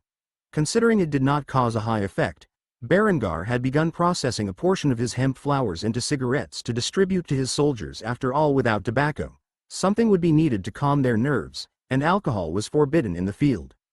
Berengar was a massive fan of hemp. It was a miraculous material that could make several sustainable products, such as paper. Due to the benefits of hemp, Berengar had begun to grow more of the substance to make paper rather than cut down trees. As such, not only were the cigarettes filled with hemp, but they were rolled with hemp-based papers. When Arnwald entered the command tent and saw the colonel smoking, he immediately saluted. However, much to his surprise, the colonel lacked any form of formality and merely handed Arnwald one of his cigarettes. Upon seeing this, Arnwald grabbed a hold of the hemp cigarette and lit it with a match before smoking the substance. As he did so, his nerves calmed, and he began to report to his commanding officer. "Colonel, the troops have finished setting up the camp and are preparing for rest, food has been distributed, and sentries are on watch. Any man who attempts to desert will be captured and put before a firing squad." After hearing this, the colonel nodded. He was an old knight, from the days of Sieghard's rule, and under Berengar, had seen the transformation of medieval warfare into the form of semi-modern war. As such, he was not surprised in the slightest that Berengar would be bold enough to declare himself King of Austria. Because Austria's military was among the largest in all of Europe and was undoubtedly the best armed and trained among them, there was no longer a need to be a part of the so-called Holy Roman Empire. As such, the man took a deep puff before releasing it. After doing so, he sighed heavily as he spoke to Arnwald with a complicated expression. 75,000 men marching to the drums of war. Have you ever seen anything like it, Captain Arnwald? Arnwald was surprised to hear the colonel speak in such a manner. As such, he contemplated on his words. Over the past year, Berengar's main focus in military matters was expanding the navy, but that did not mean he neglected the army. Austria could project 75,000 men onto the battlefield. However, that was not the total size of the army, as garrisons existed across every city and district within Austria, enough to defend their borders while the Grand Army was at war. After reflecting upon this, Arnwald responded to the colonel's question with another question. "What do you think our chances of winning are?" To this, the middle-aged man chuckled before responding with a confident glint in his steel blue eyes. "Unless that king of ours suddenly returns to the form of the sickly, foolish, and lazy brat he once was, I'd say the odds are heavily in our favor." Arnwald had nearly forgotten the rumors that plagued Berengar in his youth. After all, the man had proven them wrong in so many ways. It was not something one usually thought of when they heard the name Berengar von Kufstein, not anymore, that is. However, as a knight in Sieghard's service, the colonel seemed to know the reality of the situation and, as such, began to scoff as he reflected on the past. "If you were to tell me 5 years ago that Berengar von Kufstein would rise to the position of King of Austria within my lifetime, I would assume you were possessed. How that boy managed to change his destiny in such a short period, I will never know." Upon hearing this, Arnwald was naturally curious and thus asked the question on his mind. Were the old rumors true? In response to this, The colonel silently nodded with a bitter expression on his face. He knew talking about such things in any detail would only bring him trouble, and as such, he no longer dwelled upon it. Instead, he gave Arnwald his orders. Get some rest while you still can. This march of ours is about to be the last peaceful days you see for a while. With that said, Arnwald saluted the colonel before departing towards his tent. He spent the rest of his waking hours reflecting on what the colonel had said. With this, the captain's admiration for Berengar grew considerably more significant. After all, to go from a weak, petty, and indolent wastrel to the King of Austria in just a few years was beyond impressive. It was practically otherworldly. Chapter 301 Preemptive Strike.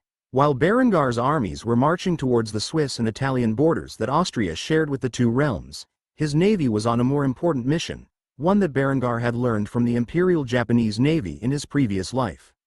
In Berengar's previous life, Pearl Harbor was a term that every American citizen knew by the time they were out of elementary school. It was a degree of defeat and humiliation that the United States had never suffered before on its home front. As such, Berengar fully intended to learn from the preemptive strike the Japanese had taken against their rivals and utilize the same tactics to eradicate the fleets of his enemies. The young Austrian king who had yet to be coronated fully intended to take advantage of the time it took for the Holy Roman Emperor to receive his declaration of independence by striking at the heart of their naval support. With this in mind, Berengar had tasked his admiral to immediately sail the fleet to the Italian coast, where Berengar intended to attack the Venetian and Genoan fleets while they were docked in the harbor. Admiral Emmerich was at the helm of the SMS Berengar, the first in the class of the 75 fifth-rate frigates constructed over the last year. By now, the Grand Austrian Navy had a total of 40,000 men among its ranks. Among these men, 33,750 were on board the ships as sailors, officers, or marines. The armada of 75 frigates had a total of 3,324-pound cannons capable of launching explosive shells. The sheer degree of firepower that these ships possessed was unfathomable for this day and age. As such, Admiral Emmerich had split the fleet into two groups. The main fleet would comprise 38 frigates that would sail to the coast of Venice. The other group would consist of 37 vessels that would sail around the Italian peninsula and strike at Genoa's harbors. After nearly 14 hours of sailing at a speed of 13 knots, the main fleet had arrived at the Venetian coastline in the dead of night. Under cover of darkness, the Austrian fleet had snuck its way into the Venetian harbor without incident. At the moment, Emmerich was standing upon the helm of his ship, giving out a brief overview of the operation details to his officers. Every officer within the fleet was already aware of the attack plan, and as such, this was just a quick summary while the enlisted men got to work making preparations. We will set anchor here, 2,000 yards away from the coastline.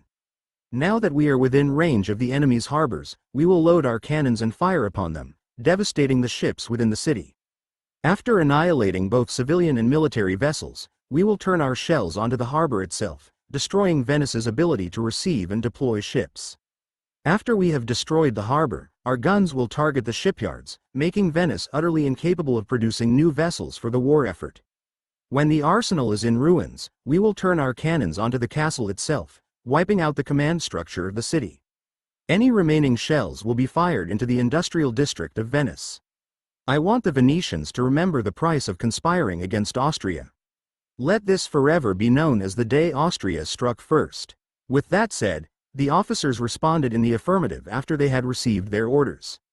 Aye, Admiral. After this, they quickly set about their tasks and began to load the 836 cannons facing the city of Venice. After all of the cannons were loaded among the 38 vessels, Emmerich grinned wickedly as he gave the order by shouting to the crew members of his ship.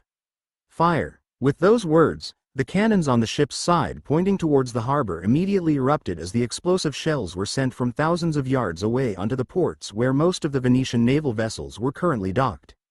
The moment the SMS Berengar began to fire its cannons, the 37 other ships nearby unloaded their barrage onto the same target. Because the Venetians' vessels were treated with tar on their planks and ropes to preserve the materials, they were highly susceptible to fire. As such, when the explosive shells impacted the hundreds of ships docked in the harbor, the fires rapidly spread from the affected vessels to every ship in the port. Civilian and military vessels alike were lit ablaze, and those unfortunate enough to be on those vessels were either engulfed in the explosive blast or were burnt alive by the rapidly spreading flames. However, the bombardment did not stop with a single barrage, as the cannons were rapidly reloaded and fired a second barrage onto the harbor. Not only did Emmerich plan to eradicate every single vessel docked at Venice, but he also planned outright to devastate the very foundations of the port itself. Thus the city bells began to ring as another barrage of cannon fire drowned out its tone with their thunderous echoes. It was as if hell itself had reared its ugly head upon the Venetians as the residents of the city of Venice gazed in horror at their mighty harbor, and the arsenal used to construct their fleet became engulfed fiery explosions. Because the Swiss agent who was sent to deliver the message to the Holy Roman Emperor was not granted a horse and had to travel on foot to the capital of the empire, Berengar had struck first and eradicated the majority of the Venetian navy. However, that was not the greatest insult to the Venetians. The fact that Berengar's naval forces had continued their bombardment onto the port, the shipyards, and the factories. The seafaring city was in an absolute state of humiliation, the like they had never suffered. Despite this, Emmerich commanded the sailors to load the cannons and fire their barrages onto the city.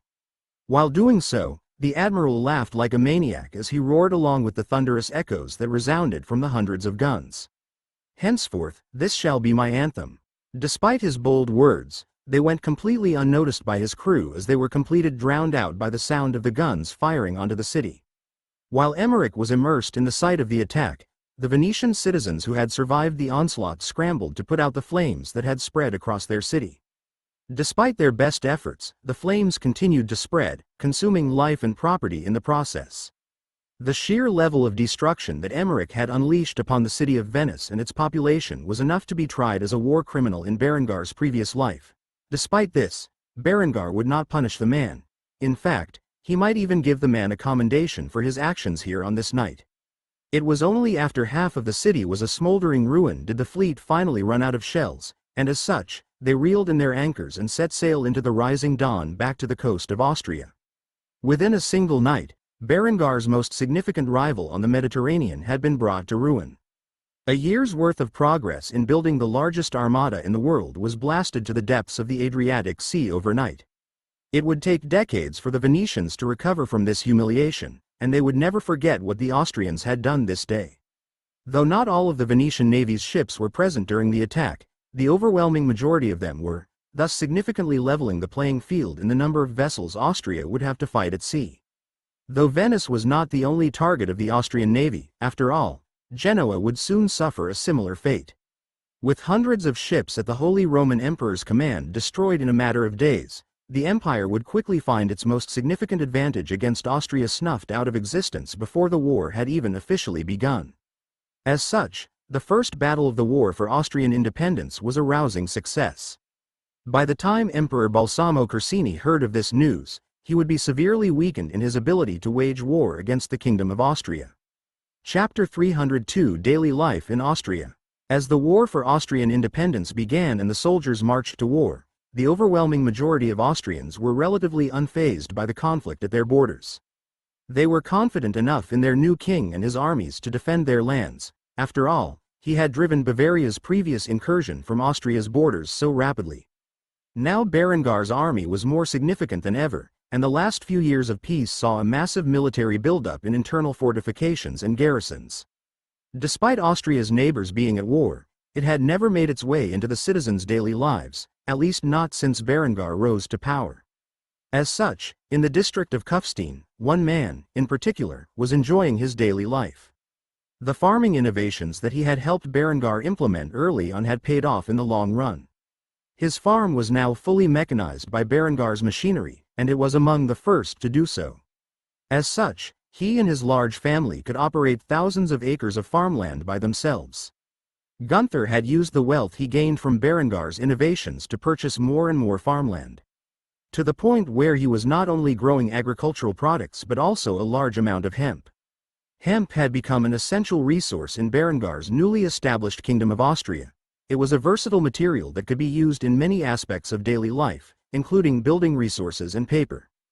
Due to environmental concerns over implementing the Industrial Revolution several centuries earlier than in his previous life, Berengar had begun to slowly implement sustainable materials, such as hemp concrete, hemp paper, hemp clothing, and many other innovative uses for the fibrous material. As far as hemp wood goes, Berengar would have to wait until he had access to soybeans, as the material used an eco-friendly soy-based adhesive to glue the plant fibers together in the form of hardwood. Otherwise, he would have already begun experimenting with the wood alternative in the form of sailing vessels. Due to the demand for the fibrous material, Gunther had become quite wealthy, and he was currently within the city of Kufstein's new expanded industrial district negotiating with a representative of Berengar's government for the right to lease a plot of land in Kufstein owned by Berengar for the purpose of opening a hemp-based paper factory. With the king away at war, the task fell to a knight's son known as Ingbert, who Berengar had previously used to establish a case against Lambert after the boy had attempted to assassinate Berengar on multiple occasions. Since the Kitzbühel border war, Ingbert has taken a step back from military affairs and focused on financial matters regarding Berengar's government. After being captured by the Baron of Kitzbühel and fearing for his life, the cowardly knight's son decided to return to civil affairs. Though his talent as an engineer was garbage, his knowledge of financial affairs proved to be the proper place for him in life, and as such, Berengar tasked him with leasing portions of his land to would-be business owners. At the moment, Ingbert and Gunther were meeting at the plot of land that Gunther wished to lease from Berengar. The two men were gazing around the large tract of land that was sufficient to fit a 5,000 square feet warehouse. After inspecting the plot for some time, Gunther smiled and nodded at Ingbert, who observed his actions. As he did so, he boldly declared his intent. "I will take it. How much is the rent?" Ingbert calculated the value based on the square feet of the property and then smiled before revealing 5 fingers. When he did so, Gunther was surprised at first and had to confirm his thoughts. $5? Ingbert began to laugh. He continued doing so for several minutes before shaking his head and responding with a stoic expression. 5 guldens. Gunther gasped as he heard this news. 5 guldens was no small sum for monthly rent, but when he thought about the prime real estate and the fact that it was one of the few plots left in Kufstein that could accommodate the factory that he desired to build, the farmer ultimately agreed to the price stated. Deal. With this, Gunther reached into a pouch he had brought with him and pulled out 5 golden coins, each one of them bearing the visage of Berengar on one side, with his coat of arms on the other. With this transaction completed, Ingbert smiled before informing Gunther of the terms for his lease. Fees are due on the 1st of the month. Since you are leasing industrial territory, the factory has to fulfill environmental regulations. During its construction process, a government advisor will be assigned to you at your expense to make sure everything is up to code. After everything checks out, you will be permitted to purchase the land at a discount after 5 years of successful development. Are these terms acceptable? Gunther was already aware of the terms for leasing the property from Berengar. As such, he nodded his head in approval. Afterward, Ingbert handed over a ledger before confirming the agreement. Sign here, and you will be able to begin construction of your factory immediately. As such, Gunther read over the lease conditions thoroughly before he took a hold of the quill and ink provided to him and wrote down his signature. As an educated man in Kufstein and a member of the House of Representatives, he was more than capable of reading and writing. After he finished doing so, he handed the ledger back to Ingbert, who gave Gunther a small seal before explaining its function. This seal proves you are a factory owner here in the industrial district. Present this to the guards upon entry, and they will give you priority for entering the area. Other than that, if you don't have any questions for me, our business here is concluded. I hope that you can achieve success with this lot. With that said, Ingbert walked off the lot, leaving Gunther alone to stare at the vacant property. He was well prepared for the cost it would take to build a solid factory here on this plot of land, knowing after he had done so that he would make an even greater fortune for his family. Though he may not be nobility, one day soon he might become wealthier than all of the snobbish noblemen who had looked down upon him his entire life, and he only had one man to thank for such an opportunity. King Berengar von Kufstein. Without the young monarch's political and economic reforms, a man born a lowly peasant like Gunther would be forced to work the fields his entire life. Never in his wildest dreams did he believe that such change would come to Kufstein within his lifetime, let alone the whole of Austria. Because of the heights he had risen to, he had grown quite popular among the common people of Kufstein. Thus he was chosen as a representative for the government due to this rising popularity. He hoped to work hard in the future, as a politician, as a farmer, as a factory owner, and as a father for the benefit of all people within the city of Kufstein and Austria as a whole.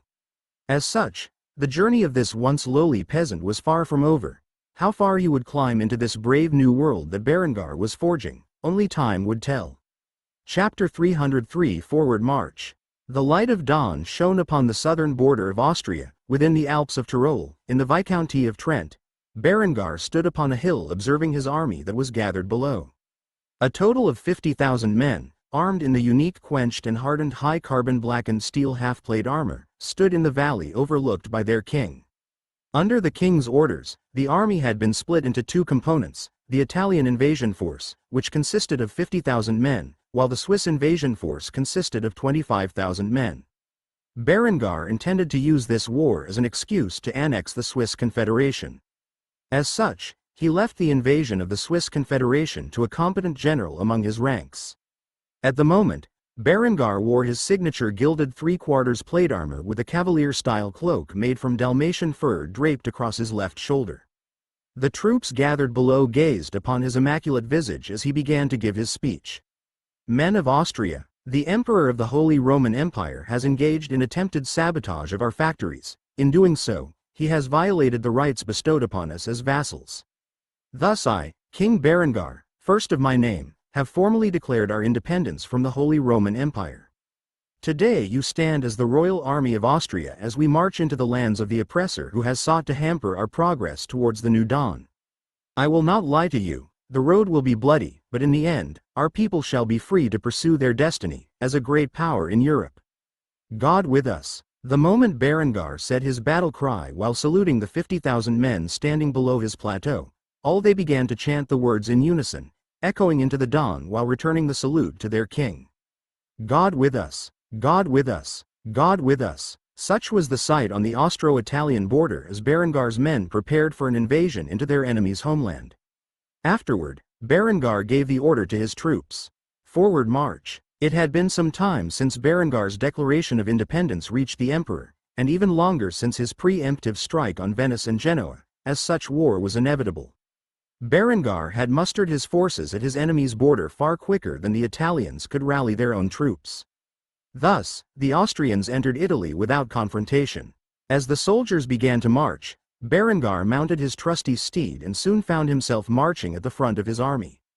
The sight of 50,000 men entering northern Italy would be terrifying to anyone who witnessed such a thing. Such a massive army was rare in Europe during this time frame, especially considering how well equipped and trained the Royal Austrian Army was. The Austrians marched for some time before they encountered any form of resistance. The first target of Berengar's campaign against the Holy Roman Empire would be the city of Verona. After all, it was the nearest major city to the Trent border. It took a few days for Berengar to reach the ancient town. However, when they did, they noticed that the walls were well manned.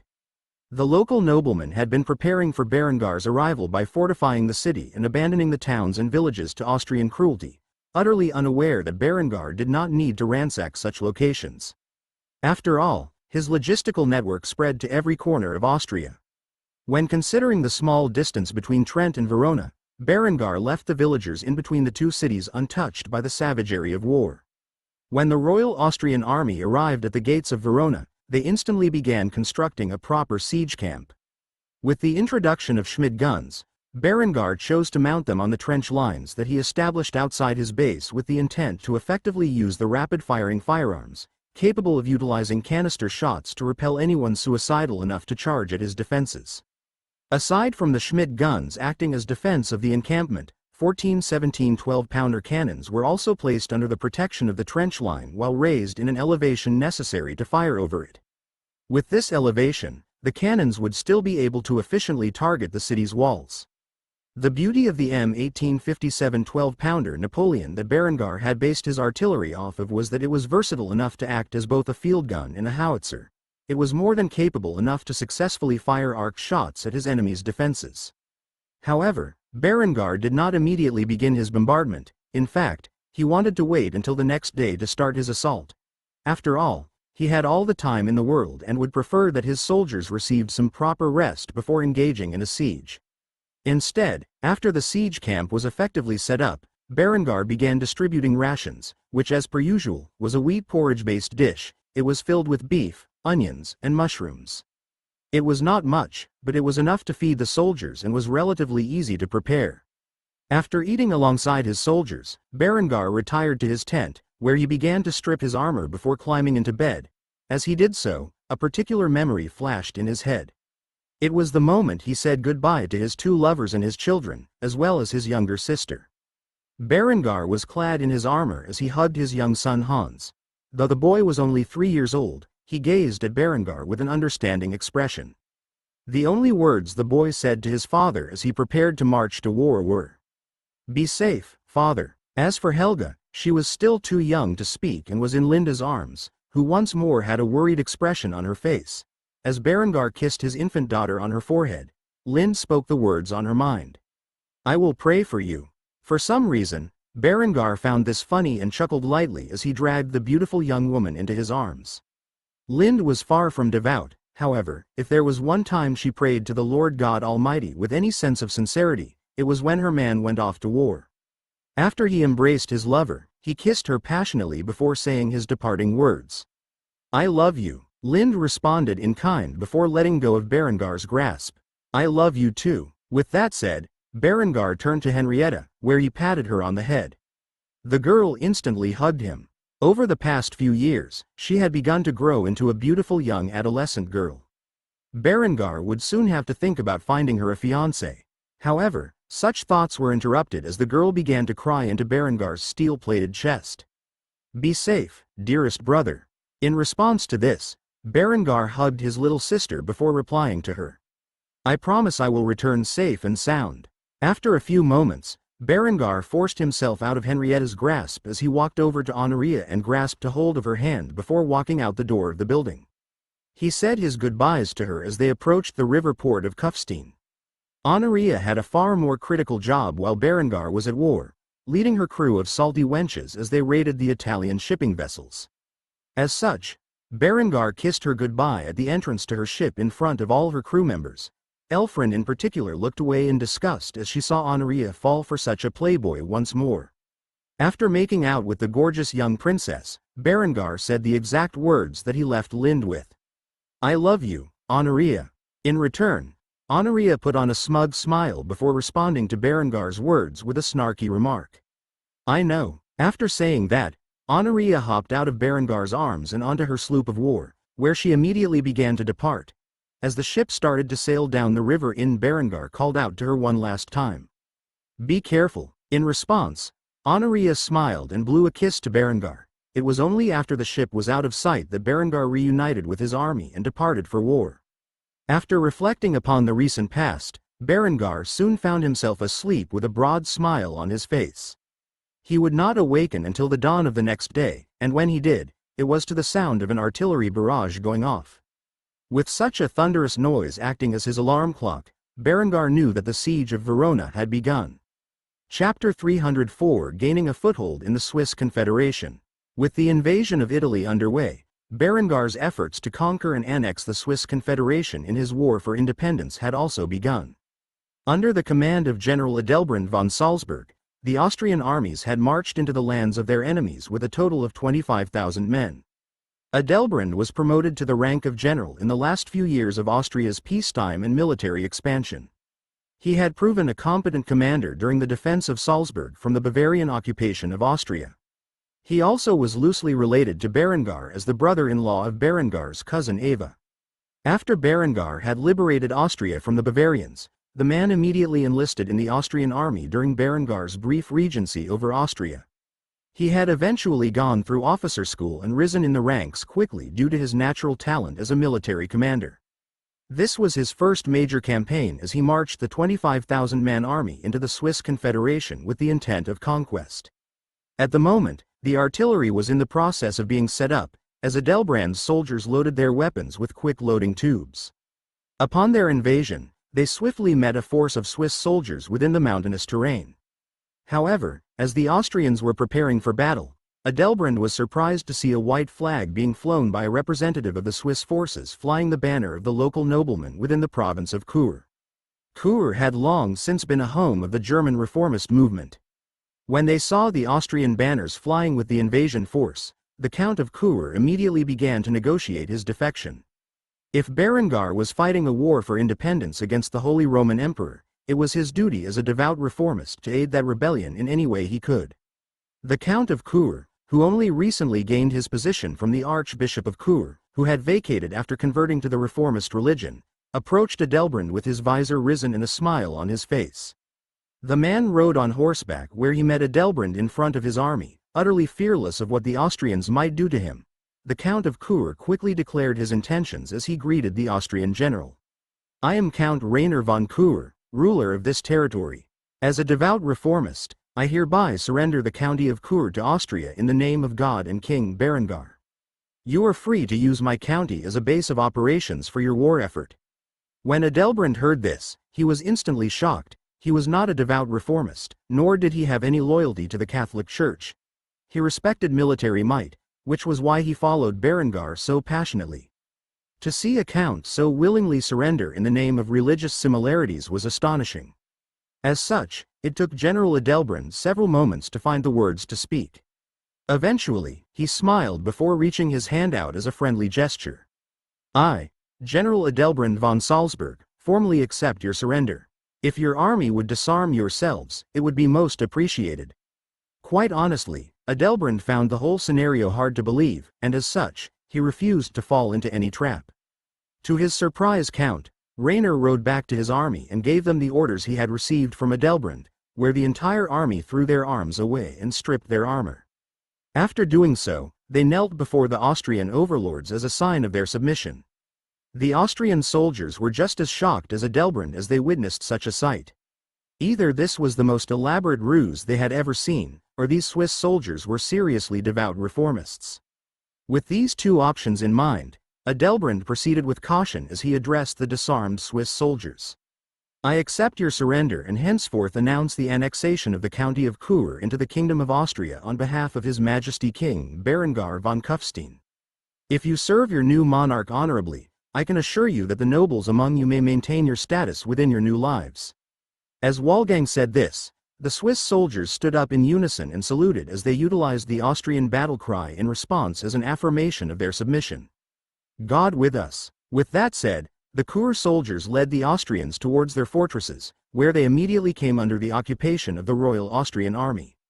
As the armies settled in, Adelbrand gathered intelligence of the Swiss Confederation and its military capabilities from Count Rainer. "So tell me, what is the strength of the Swiss armies? How many men will we be facing? Where are they located? What tactics will they be utilizing?" With this said, Count Rainer led the Austrian general into the war room, where he immediately pointed out the positions on the map of the Swiss armies. Aside from us in Cour, the Swiss Confederation has roughly 25,000 men at their disposal. These are mostly men at arms and knights that are similarly equipped to the mercenaries that Berengar defeated during the brief rebellion, those treacherous noblemen raised against him. Most of the armies are currently being gathered in Zurich up here. When they have rallied together, they will march on our position. My suggestion is to wait patiently and crush the main army in defense of Cour. Then after they are utterly decimated, you will have free rein to conquer the small garrisons that litter the various major cities across the realm. Once those Swiss cities are defeated, the rest of the land will surrender with a simple show of force. What do you think? Although Adelbrand thought the plan was a good idea, he could not fully trust the Count of Cour and his men, who had fully surrendered. As such, he shook his head before coming up with a different attack plan. "You and your men will stay here and guard the border to Austria. I will lead my army to attack the enemy directly." Count Rainer could immediately tell that Adelbrand did not trust him, and he did not blame him. Surrendering to annexation without a fight was unheard of. However, he was a true believer in the reformist cause. Rainer believed that an independent homeland should be established for the movement, and as such, the man was more than happy to join his neighbors in Austria with who he shared a border as part of this envisioned reformist homeland. Thus he sighed heavily before agreeing to Adelbrand's plan. Trust could not be built overnight. All he could do was loyally abide by his commands and protect the Austrian border. With that said, the Austrian troops began to rest before they would depart the next day. Ever the cautious commander, Adelbrand left his troops on watch over the region and had given them specific instructions to be on the lookout for the Cour soldiers' potential treachery. Despite expecting such a thing, it never manifested, and the Austrian soldiers were allowed a reprieve. With this, Austria had gained a foothold in the Swiss Confederation without firing a single shot. When the news finally spread to the Swiss Confederation about Kur's betrayal, it would be far too late, as the Austrians would already be at their doorsteps. Chapter 305: A New Era of Naval Warfare. While Berengar was invading northern Italy and laying siege to Verona, Adelbrand was marching his soldiers towards Zurich, where the Swiss army gathered. As for Honoria, she had already set sail from Kufstein and entered the Mediterranean via the Black Sea. She and her crew of salty wenches were prepared for their first encounter of naval warfare. Their target? Any sailing vessels that were flying the banners of a Holy Roman Empire state. Coincidentally enough, the moment they sailed into the Aegean Sea, they saw a ship flying the flag of Venice. While most of the Venetian naval and merchant fleets were decimated within the preemptive strike Emmerich had engaged in, there were still vessels already at sea that were spared their destruction. This merchant caravel, which had recently departed from Constantinople, was one of those ships. The 18-pound-long guns featured on the sloop of war known as Honoria's Revenge were not equipped with explosive shells.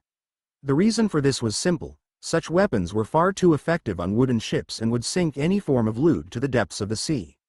As such, Honoria's cannons were supplied with 18-pound cannonballs and chain shots, designed to take out the masts of any seafaring vessel and cripple their ability to sail, and this was precisely the munitions Honoria ordered her crew to load into the cannons.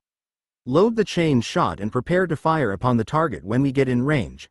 I want as many of the sailors taken alive as possible." The sloop of war, traveling roughly twice the speed of the caravel, quickly closed the distance. Judging by the Austrian flag that was being flown on its back, the Venetian sailors knew that their luck had run out. With this in mind, the crew began to pray to God as they began to load their bows and crossbows. However, Honoria's vessel was far from the range of such primitive weapons, and she quickly pulled up to the caravel's port side, where she gave a command to her cannoneers. "Open fire." With that said, the 10 cannons on the port side opened fire as the linked cannonballs twirled through the air, targeting the small caravel. Even though some of the chained shots missed their targets, more than enough had successfully hit the masts and, in doing so, crippled the vessel's sailing capability, leaving the Venetian caravel and its crew stranded in the water. Upon seeing this, Honoria's crewmates quickly began to load their 1421 repeating rifled flintlocks as they aimed the weapons in the direction of the Venetian sailors. The moment the sloop approached the derelict caravel, the Venetians began to fire their bows and crossbows upon Honoria and her crew. Seeing the bolts and arrows fly in her direction, Honoria, who was currently equipped in a half-plate breastplate and with Heraclius perched on her shoulder, gave the command to her crew to engage the enemy. "Open fire." With this command, the wenches aboard Honoria's ship aimed their rifles, cocked back the actions, and fired their first shots. There were roughly 25 Venetian sailors on board the caravel. On the other hand, Honoria had over double that amount, who unleashed their fury on the hostile Venetians. A volley of lead bullets flew into the Venetian sailors and penetrated their flesh, spilling blood across the ship and into the sea below. More than one of these men fell lifeless into the depths of the Aegean Sea as the projectiles ripped through their hearts and skulls. After the first volley had taken place, the Venetians immediately dropped their weapons and surrendered. As such, the girls among Honoria's crew recocked their weapons before cautiously boarding the Venetian vessel. As they did so, they immediately bound the Venetian sailors. Their captain began to spew profanities at Honoria as she crossed over to the ship. "You fucking bitches, do you have any idea who you are messing with? When the Doge finds out that you have attacked our ship, he will send the might of the Venetian navy after you. You will not be able to escape the wrath of Venice." The moment he said this, the women who now held these men captive began to laugh. They were already aware of the fate of the Venetian fleet before they even set sail. As for the Venetian captain, he had been at sea for too long. He was completely unaware of what had transpired. As such, he and his crew looked confused as they saw the women mocking them. Honoria backhanded the man fiercely before kneeling before him and explaining what the women found so funny. "The Venetian navy is lying at the depths of the Adriatic Sea. The Royal Austrian Navy sunk it along with half of your precious city weeks ago. All that's left are a few stragglers, and before long, they too will be mopped up. As for you and all the other merchant ships like you are fair game." The moment she said this, the captain spat on her pretty face and responded with another insult. "You're a fucking lying cunt.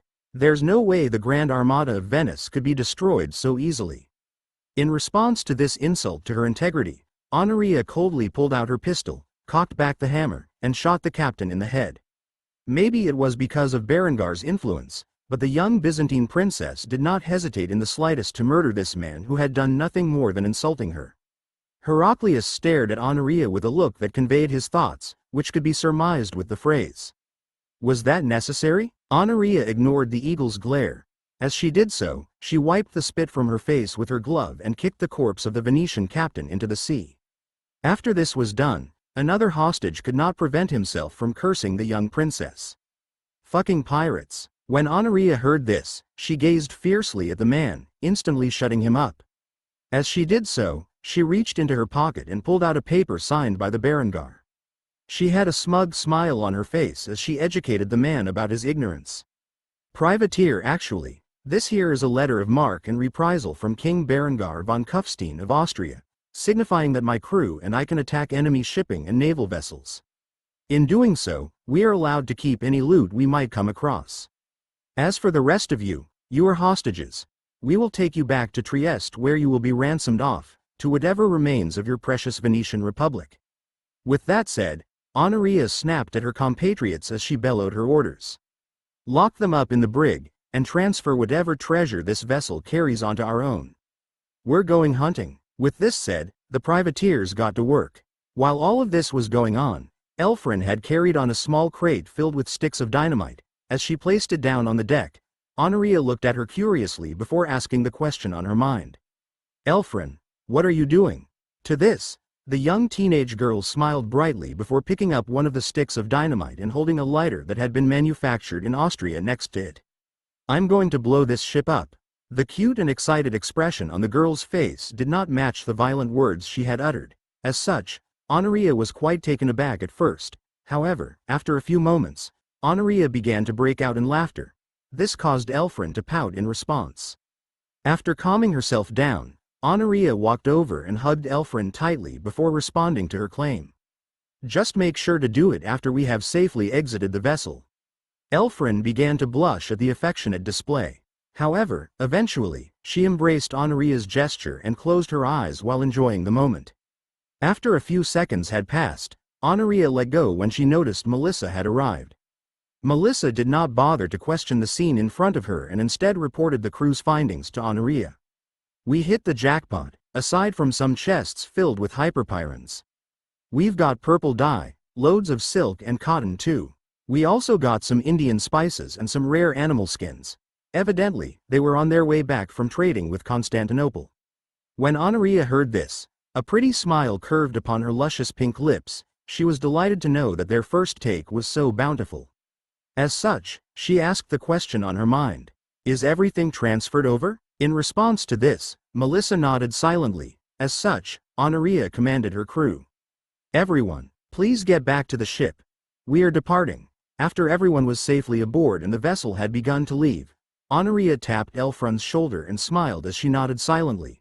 This was the cue the girl needed to start the fireworks. With a cruel smile on the girl's cute face, the pyromaniac lit the stick of TNT in her hands before tossing it on board the freshly ransacked caravel. The explosive compound landed perfectly in the stack of dynamite, where the fuse slowly began to consume itself. After Honoria's revenge had made its way to a safe distance, the stick of TNT detonated, causing a chain reaction with the other explosives, effectively blowing the small caravel to smithereens.